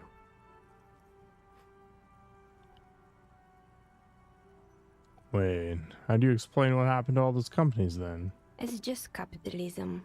We only hear about tales of success, so it's often surprising to realize how many ventures actually fail. Yeah, I thought it was kind of like an Easter egg to begin with. The whole call-in radio thing. Plaisance is the one who sent me. She's convinced that the place is swarming with malicious energies. Plaisance, the bookshop lady? I've heard that her business is doing rather well. Have the energies spared her somehow? The curse is just biding its time before it strikes again. Sooner or later, everyone will fail, even her. Oh, right. But it's not just the bookstore that's still up and running. What about the whirling in racks? Some people say it's part of the building complex.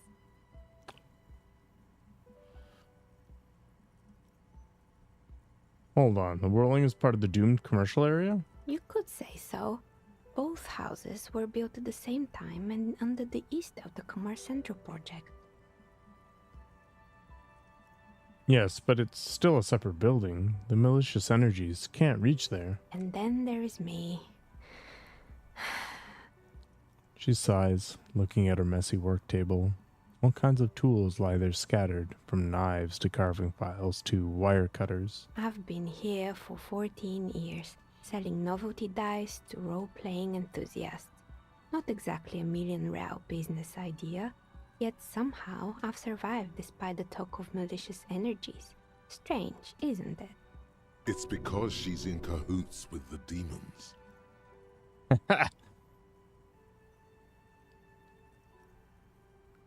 It's because you're competent and dedicated to your craft. The curse doesn't affect people like you.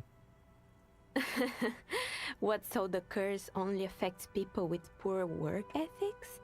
What you're describing isn't a curse, it's capitalism. The jig is up. The she-demon knows you've uncovered her true identity. Time has come to face the source. Fear not, for the forces of the universe are supporting you in this psychic quest. I think it still might be you that's causing this. So I'm the grand dragon in the cave. Might I ask what supports this claim?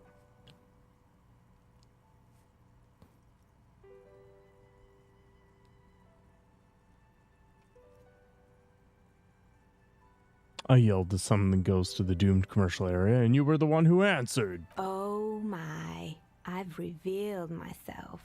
You better call the exorcists. I don't have to call anyone. I'm a ghost whisperer myself. Of course. How convenient. Well, if you ever find a way to explain all those inconsistencies in the curse, then let me know. She turns back to her work. Plaisance needs to hear about this. Perhaps if you combine your psychic energies, you will make sense of the situation.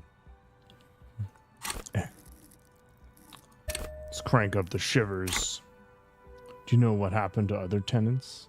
Everyone else is gone. More or less. Are you interested in anyone specific? Rats scuttle in the dark rooms, under the abandoned blow dryers and dusty mannequins. Cobwebs cover rotors and radio computers alike. So much failure. There used to be a hair salon here, right? Yes, I think it was called Androgynous Orlando or something similar. They weren't a big hit around here. Turns out that working class men don't like genderless haircuts. They're scared of that word. You wouldn't like it either. The others would laugh at you. It's not about the haircut. It's about the confidence. I would never let anyone androgynous touch my hair, not even if my life depended on it. You're right. It looks like you haven't let anyone near your hair in a long time. She tilts her head, looking at your shaggy mane. She's right. When was the last time? You should get an unandrogynous crew cut. What happened to the gym? It wasn't merely a gym, it was Artemitep's boxing club, a community project created to steer at-risk youth away from drugs and crime. And who was Artemitep? A kind man from Zemsk. I heard he had some trouble with the law when he was younger, and that's why he wanted to start the gym, as his way of giving back. Maybe that's what Kuno needs, a community-centric boxing club. Kuno? Who's Kuno? He's a little ginger gremlin who likes to defile dead bodies. Oh yes, you mean the kid with the sailor's mouth. Yes, I've heard him yelling profanities in the backyard. She looks out of the window. It's oddly quiet there at the moment. I think it would take more than a gym to help that kid. Judging from the kids I've met so far, it didn't really work, did it? It didn't. If anything, it made the youth situation in Martinez even worse. At some point, someone started a rumor that the punching bag downstairs was full of amphetamines. You should have known it. Eventually, the coalition took away the funding and the club went bankrupt. This was a few years ago. It's gotten much more peaceful around the plaza ever since.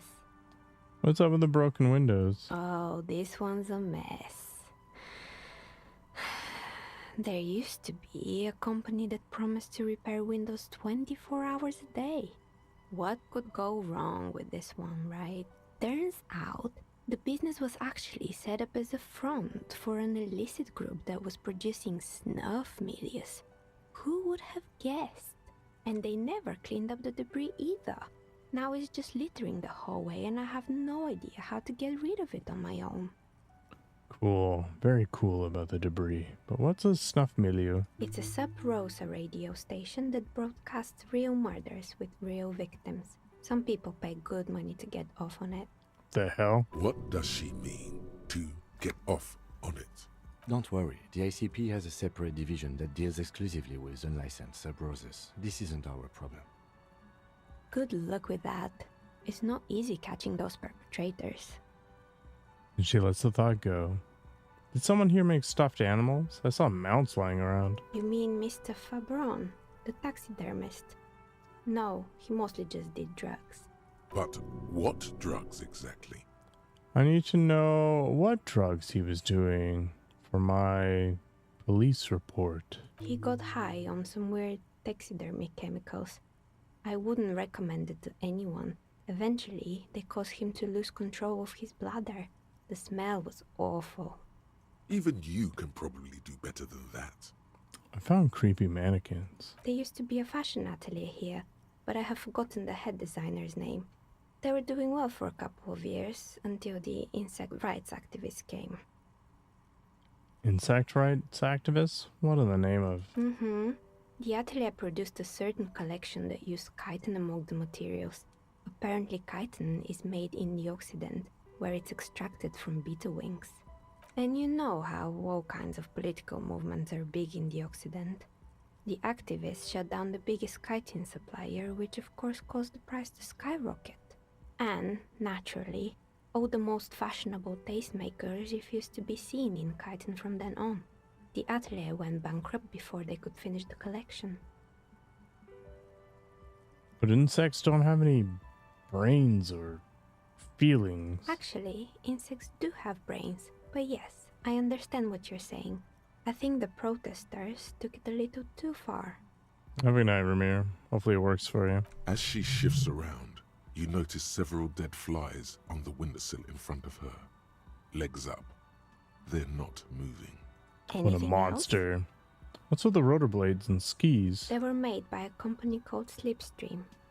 After they pivoted from making rotor blades to skis, their chief executive took off on a vacation with all their money. She rests her chin on her hand with an impish smile. Honestly, I think it's quite funny. I think he's still sending out holiday transmissions from Tulula or Tumotiri or Hashtkor or wherever he is. Interesting. What do these transmissions say? The usual, I imagine. That he's been thinking up all kinds of new business plans and can't wait to get started on them just as soon as he returns. Her smile widens before she sees the lieutenant's face behind you. Men like that are a curse. The lieutenant is stern. Sure, but Slipstream is history now. All their remaining assets got seized by the bailiffs in 47. I have no idea why those keys and blades are still lying around in the house. Not much use now, I guess. Found a strange machine. Fortress Accident, the radio game studio. She closes her eyes as some remnant of a memory lights up her face. They were an interesting bunch. We talked about role-playing systems every now and then. Once, I even saw two of them get into fisticuffs over Wirral. They certainly took their work very seriously, even if they seemed to be chronically liberal with their schedules. You mean liberal? What happened? The usual. They ran out of money and couldn't get the project done on time. What went wrong? Well, I did hear them talking at times. She looks at the hallway as if she can still hear them chit-chat behind her curtains on a cigarette break.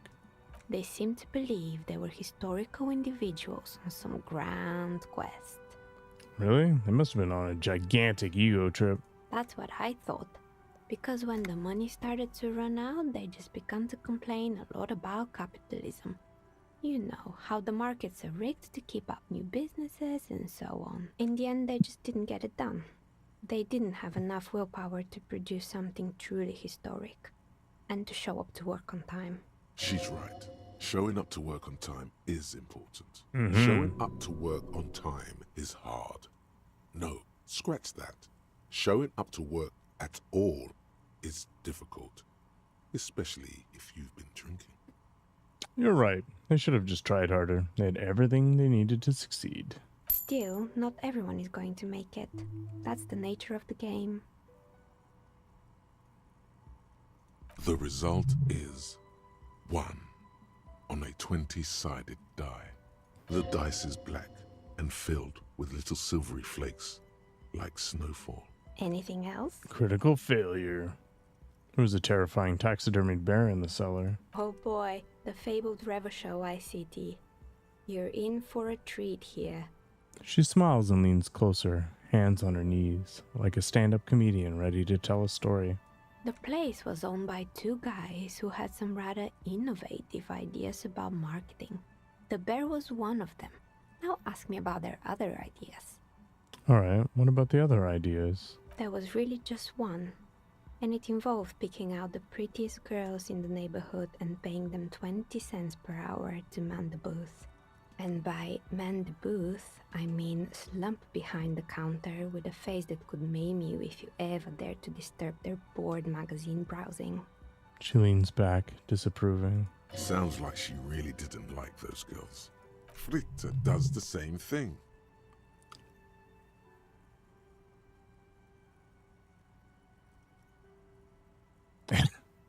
That's an award-winning idea. How else do you choose people around you? Yeah, some people spend their whole lives chasing the hot one. You should have joined the gorilla-like boyfriends loitering near the stand, ready to scare off customers and hit on the girls. As if they didn't already have the bear. She closes her eyes as if remembering something painful. What about the bear? The bear. She repeats, pressing thumbs into her temples, like trying to suppress a headache. It didn't work out? Of course not. The bear was terrifying. No one wants ice cream guarded by a hostile apex predator. To make matters worse, the fridge didn't work too well either, and half the ice cream came out malformed and partially melted. Eventually, Revachol ICT lost the price war to its rival, Glacé 5000. Glacé 5000 sold caramel sundaes for only 5 cents a piece, out of regular fridges. I'm sure the bear was doing its best. Maybe, because the taxidermist who made that bear definitely wasn't. Doing his best, I mean. How come? He said that the bear was his vision beast. He said he met his vision beast while high on desiccants. Called it Megatherion. Scary, but cool. What's a vision beast? It's an imaginary beast that guides you through life. I haven't actually played Neo. But yeah, I imagine I'll like Wukong. By telling you to do more drugs, mostly. 10 million other people have really liked Wukong too. A wise and noble beast, guiding you toward the land where the streets are paved with drugs. The horrific necktie tightens around your neck, strangely excited. But it doesn't feel particularly fun this time around. Not now, you beast. What? Do you ever feel like your vision beast is trying to blackmail the fun out of you? No, officer. I don't have a vision beast. Normal people don't have vision beasts. Only drug-addled madmen like the taxidermists do. I like Liza P as well. What about horrific neckties? Do normal people have horrific neckties? Neckties? I guess they do sometimes, officer. But I don't understand how it's relevant to our discussion. Anyway, now you know the story of the fallen ice cream empire. She seems almost sad, finishing the story. Some dust beams swirl in the afternoon air. Her eyes follow it idly. Little sparkling embers under the window. Outside it's light. Light scatters from the low-hanging cloud cover. There's always the threat of snow. Anything else? found Another failed business, perhaps? I've been here for a long time. I found the building's intercom, but it's not working. Oh, right. I hope you didn't try to ring me. I think none of those doorbells work, including mine. I'm still in the middle of connecting the wires. Sorry about the confusion.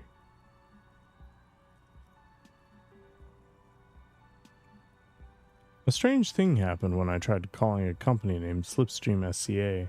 Someone answered. It can't be true. They don't work here anymore. They've been gone for years.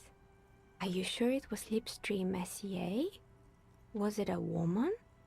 Maybe it was Plaisance from the bookstore. She said she was from Tricentennial Electrics. Tricentennial Electrics? There's a moment before she recognizes the name. It used to be a major electric company 100 years ago. Are you sure it wasn't just some kids playing a prank on you? No, it was something else. It was eerie. Whatever happened, keep your cool. It's probably better to admit that it was a harmless prank.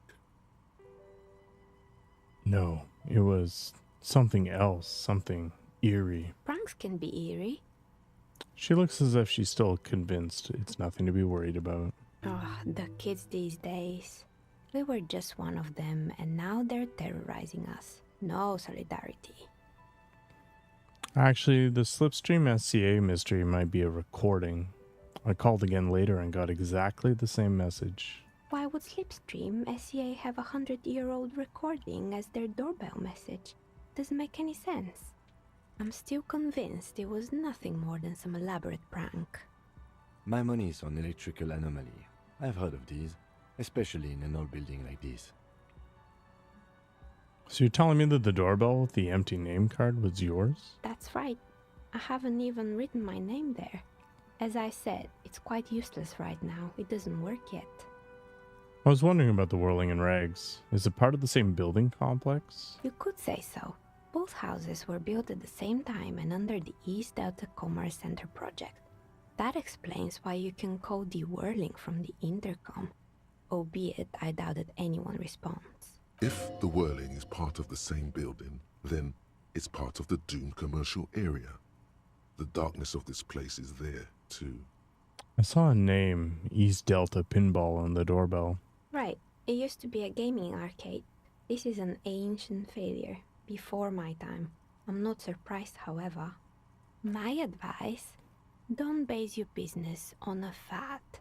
Hypnotism, fluorography, trick-track, especially pinball. Especially pinball. Nobody likes it. Agreed. Pinball is the worst. I have a few more questions about the building. Sure, I'm listening. Actually, I had other questions. Good. I hope it clarified things a bit. What else? Why hasn't her business failed? You feel nothing. If anything, it's uncomfortably warm in here. Start taking off your clothes. You need to connect. Excuse me, what are you doing? The dice maker stares at you while you start to fuss with your pants. Officer. It's part of this special technique I have. And what technique is that? She squints at you, a little astonished at what she's hearing. You still haven't gotten your zipper open. Okay, hear me out. Sometimes I get these feelings. Miss, I apologize for my colleague's behavior. He's still recovering from an unusual medical episode. Officer, this isn't how mature adults deal with their feelings. Now you feel something. The cold damp of shame washing over you. No, not like that. It's like I can feel the wind, or I don't know, the air pressure, and then the air tells me things. The air pressure told you to take your pants off in my studio? No, I'm not explaining this very well. Can you please employ this special technique somewhere else? I work here and my work requires concentration. Alright. Living the dream. Alright, see you around, lady. That didn't work out super well, did it? The floorboards creak. The cuck chair is in place.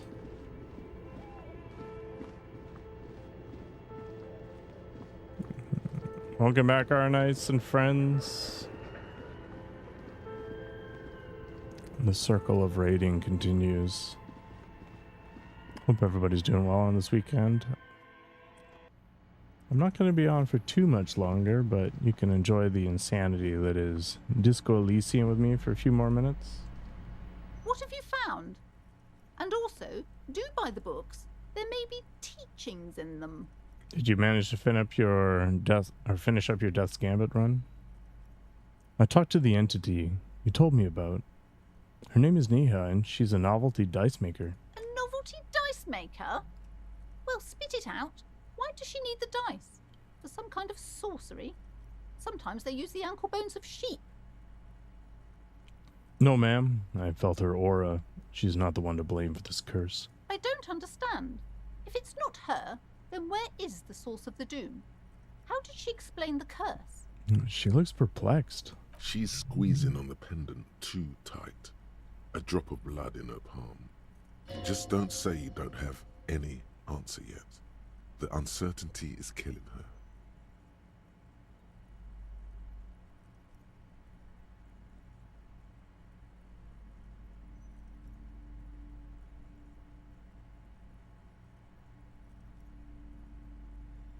What should I say? The source is in the taxidermist's shop. He became involved in arts darker than taxidermy and brought the void spirits down upon this place. Oh, how horrid! I knew something wasn't right about that place. Tell me, did you find a way to break the curse? Yeah, I de-spooked it. The curse is definitely gone. What does that mean? Are you certain? Oh, but who am I to question your methods? She looks at you with sudden admiration. All that matters is that the energies are retreating. I can already feel the curse lifting. It will be a long time until we're fully free of it, of course. But still, thank you, officer. Truly, you've brought a better psycho-emanation to this humble bookstore, and that's no small achievement. It will only last a day or two, a week tops. Then her mood will sour and she will feel the curse again. All right then. All's well that ends well. Should we return to our ordinary lives? Maybe. The shop around you feels ancient suddenly, damp and saturated by the coastal air. The books are rotting. A great cold lives here, and there too. 1,200 meters away, on the urban coast, the dark shape of a church is reflected on the water, calling. Alright, let's get the pry bar back on. Let's go talk to the artist. Should have looked at the dot, actually.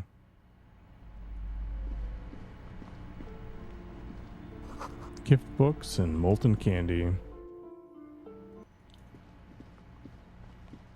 Hello, sir. How is the investigation going? Found any curses yet?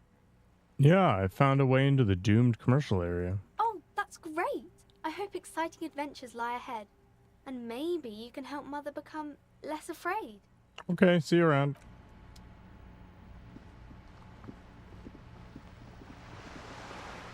$6.40. I've got the shot put ball. I could give it to these dudes. Actually, we should do that first. Because ultimately I want to end up in the apartment after 9 anyway.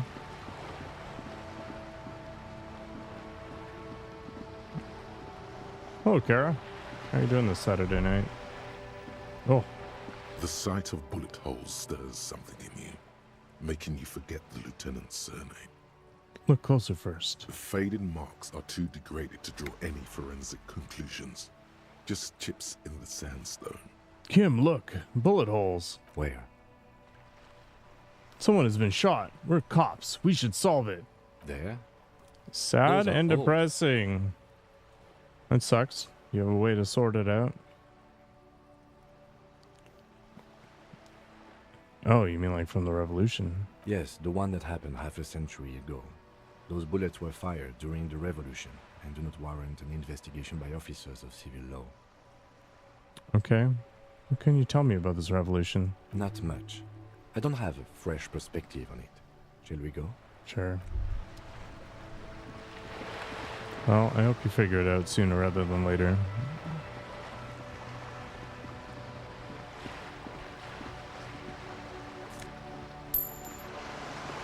Anxieties and problems are awful.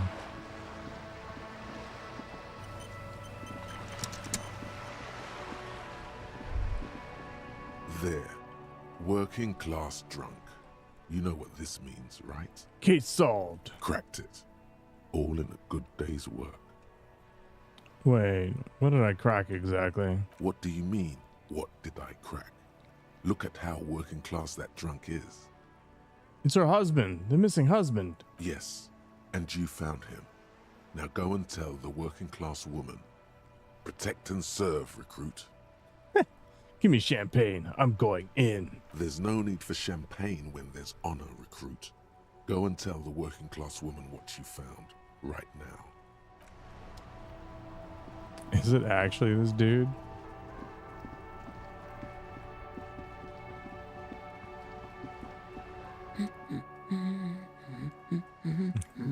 You were right that I'm a cockatoo. Excuse me? I want to read up on them, just like you said. I even decided on what kind of cockatoo I am. Want to know? I don't know. The most talkative one? She's ready to put the question aside. No, I'm the Major Majestic cockatoo. The what now? The Major Majestic cockatoo. It's the most impressive one, You truly are one strange cop, aren't you? she says, slowly shaking her head. Protect and serve, madam. I found your husband. God damn it, I already told you. My husband isn't missing. Well, I found him nevertheless. I'm that good. Very well then. Where is he? She's getting impatient. Her hand's now picking on a random book cover. There. Excuse me? I found a working class I don't drunk. follow. Thought he might be yours. Right, 'cause working class women come with alcoholic husbands. You know what? I'm not saying what. You were right. I do have an alcoholic husband. Although not that one. Ha, blam. Knew it. But didn't you say your husband was kind and helpful? I did, and he is. He's also an alcoholic. So, is he missing as well? No, he's not. Or maybe he is, I don't know. He's probably in the park or Hi, in Ben. Shamrock somewhere. Drinking with his friends. She looks away. I haven't seen him for... Well, to hell with him. She's completely forgotten about her books, staring blank into the distance instead. Kim, is it just me, or do we have a missing persons case here? I wouldn't be so sure. He replies, before turning to face the working class woman. Ma'am, just to be completely clear, do you want to report it to the police? Report what? He's just out drinking with his friends. I'm sure the police has better things to do than to chase down local goofballs. Not at all. The RCM is ready to chase down every goofball in town. We care about you. She sighs, but you can detect a slight hint of gratitude and relief from her face. All right, go ahead. Do you have any questions? What does your husband look like? Honestly, not that different from you. So let me guess. He's Disco? Oh, thank God, no. It hasn't come down to this yet. Why did you say that your husband resembles me then? Well, he's slightly chubby. Wait, did she just imply that you're fat? You're not fat. The body type she's referring to is called a Franco-Nigerian hard body. I'm not chubby, and neither is your husband. What you meant to say is that we both share a Franco-Nigerian hard body. You both share what? Franco-Nigerian hard body. Softly round yet still in shape. Ladies dig it. I'm not sure about the rest, but softly round sounds about right. He's not in great shape. She stops to think. What else? He was wearing a dark brown leather jacket with a bright blue inner lining.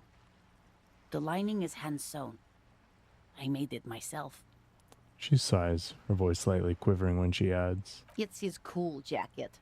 God knows it's too cold to run around in this, but he refuses to change. Who cares about the cold when you have your cool jacket to wear? You can completely sympathize. This makes perfect sense. I even tried throwing it away once, but he just dug it out of the bin. Can you believe it? She looks back at you, shaking her head. Well, if that jacket is really that cool, then I could totally understand. Well, what can you do? I hope that at least that extra lining helps him keep warm at night. I wouldn't like him to catch cold. When did you last see him? Yesterday morning, he went to the library. He went to retrieve my book, and he promised he'd walk straight back home. Because we talked about this. We talked about not wandering off again. I don't know what to do. I honestly don't know what to do with his addiction. Just makes me feel weak. She turns away from you in an attempt to recover. I think I got it. Thanks. So you are going to look for him? She genuinely wants you to now. Don't make her ask. Yes, I will bring him home back to you. Thank you. Please do. Even though I'm sure he will return home by himself. I'm still sure of that. I'm sure he will too. When he does, would you let Precinct 57, Kim Kitsuragi, know? He gives her a slip of paper. I will. Of course, officer. As I said, it's probably nothing. The woman takes the slip of paper. It's a phone number. Thanks. I'll get going then.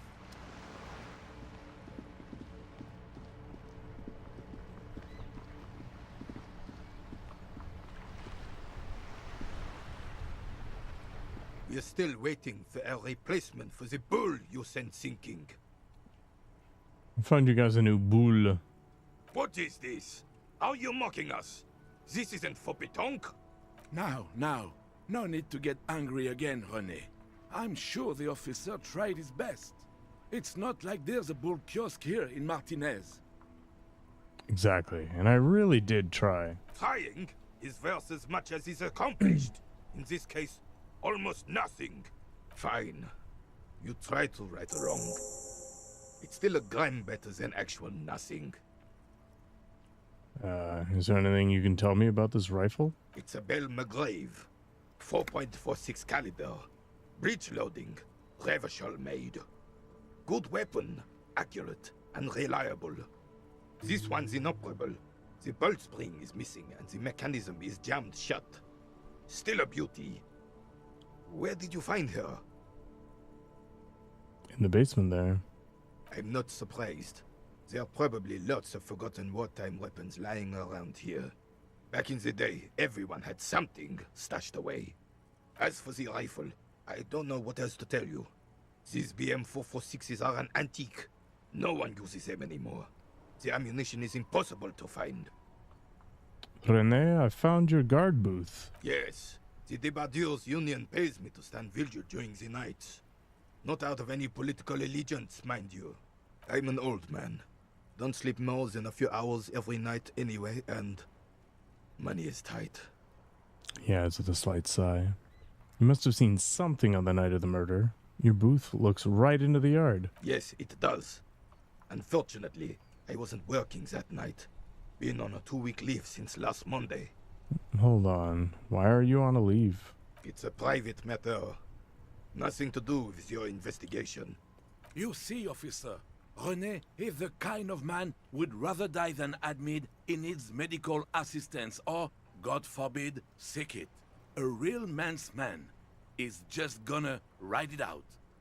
I'm fine, goddammit. Mind your own business. It's nothing. Just got to cut back on coffee. So who was working your shift that night? No one. The boss has been unmanned since last Monday. There's no other guard. It's just me. No one has been guarding the container yard since last Monday? Yes. It's not actually an issue. I mean... Look, officers. The container yard doesn't actually need a guardsman. Never had one before René. Monsieur Claire had that booth built specially for him. It's mostly decorative. Mostly decorative? The possibility of someone being in there is enough to discourage any ill-minded individuals. He tries to argue. Evrard created this job for René because he knows the Royal Carabiniers' pension of honor and PTSD isn't something a man can live off. A decorated Kingsman collecting tear reflects bad on the whole neighborhood. His words.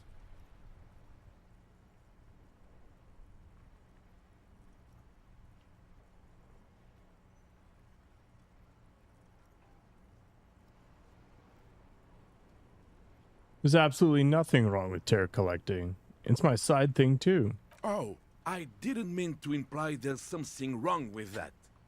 I do it too. Everyone does it. It's an excellent side Absolutely everyone. My God. Yes, yes, yes. Can we conclude the topic of my guard booth now? Sure. He's not going to become an entrepreneur. I saw a picture in there. You were in it. Who's the girl? She is nobody.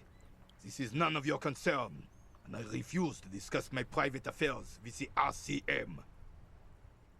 The lady is Jeanne-Marie Beaulieu, and she sure as hell wasn't a nobody. Alright. Got it. Thanks. Yes, yes. Like I said, it would be up anyway, so might as well keep an eye out. It keeps my senses sharp. Roll the dice. Still, all and you fail. see is an old soldier refusing to report. Anything else I can assist you with, officer? Thank you for your time. Okay. One more thing to do.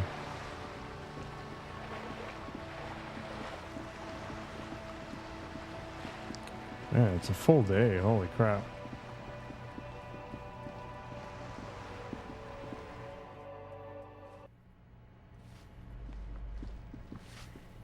Give me a moment. So we still got the basement? You hear someone walk. Oh, what the heck is all this? Holy crap.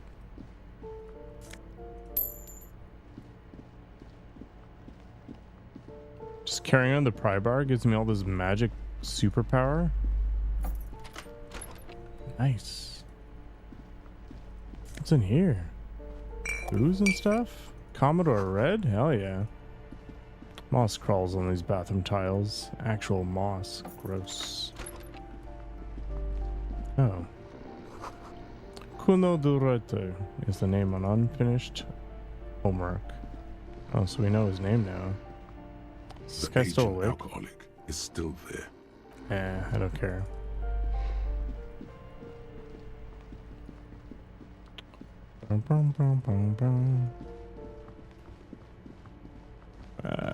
She's not gonna open up until I have a warrant or something. Nice. Oh, a book. My God. Waves crashing in the darkness. All right, let's head up to the balcony. Whoop.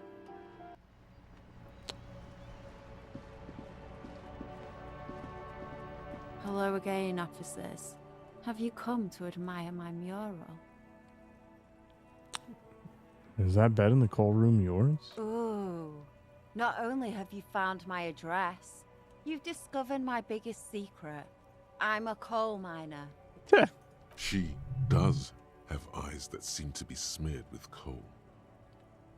It's not the nicest place, but I guess it'll have to do. It doesn't have to do anything at all. Nothing does. Like me. Right now, I'm doing nothing at all. Really? You're a miner? Yes. I keep hoping a shaft will collapse on me. But somehow, it never happens. Don't you have a real home? Does anyone in a city like this? She replies wistfully, looking around. Cool. I have other questions. Shoot, Piggy. It's what you do, isn't it? So you won't talk about the murder, but maybe you can tell us something about the murder victim's missing armor. What do I care about some fucking tin eggshells? Isn't armor art? Art for the, body? Ugh, alright. Sad Piggy. I'll give you this one. I saw a little girl in the fishing village running around with military-grade handwear. Looked cute as hell. If you haven't been there, the village is a shithole down the coast from the main plaza. Have a good time. And is the little girl wearing the gloves there? No. That's all the snitching Cindy the Skull does for today. Actually, I don't even know why I told you what I just told you. Just a nice change of pace. I have a weakness for animals. It's the animal thing again. Damn it. She looks at you, a little sad suddenly. Or a weakness for police officers, miss. Thank you either way. Catch you later, Cindy. Alright, we got one more thing.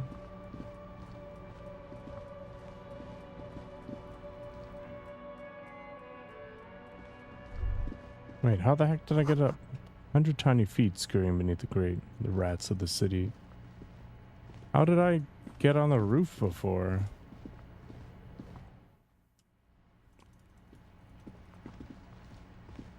The crap? This isn't the right path.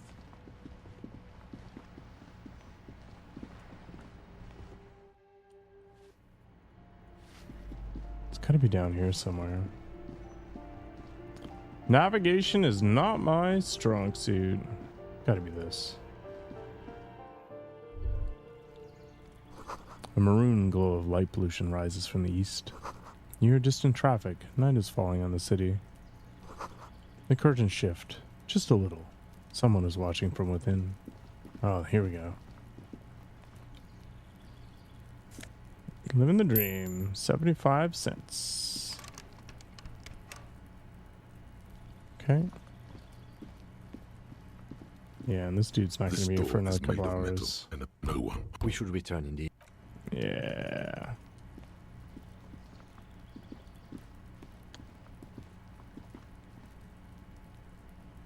Alright, friends. That's it for me tonight. Hope your weekend gets better, Kara. Everybody else, thanks for hanging out. Hope to see you again tomorrow. Take care of yourselves.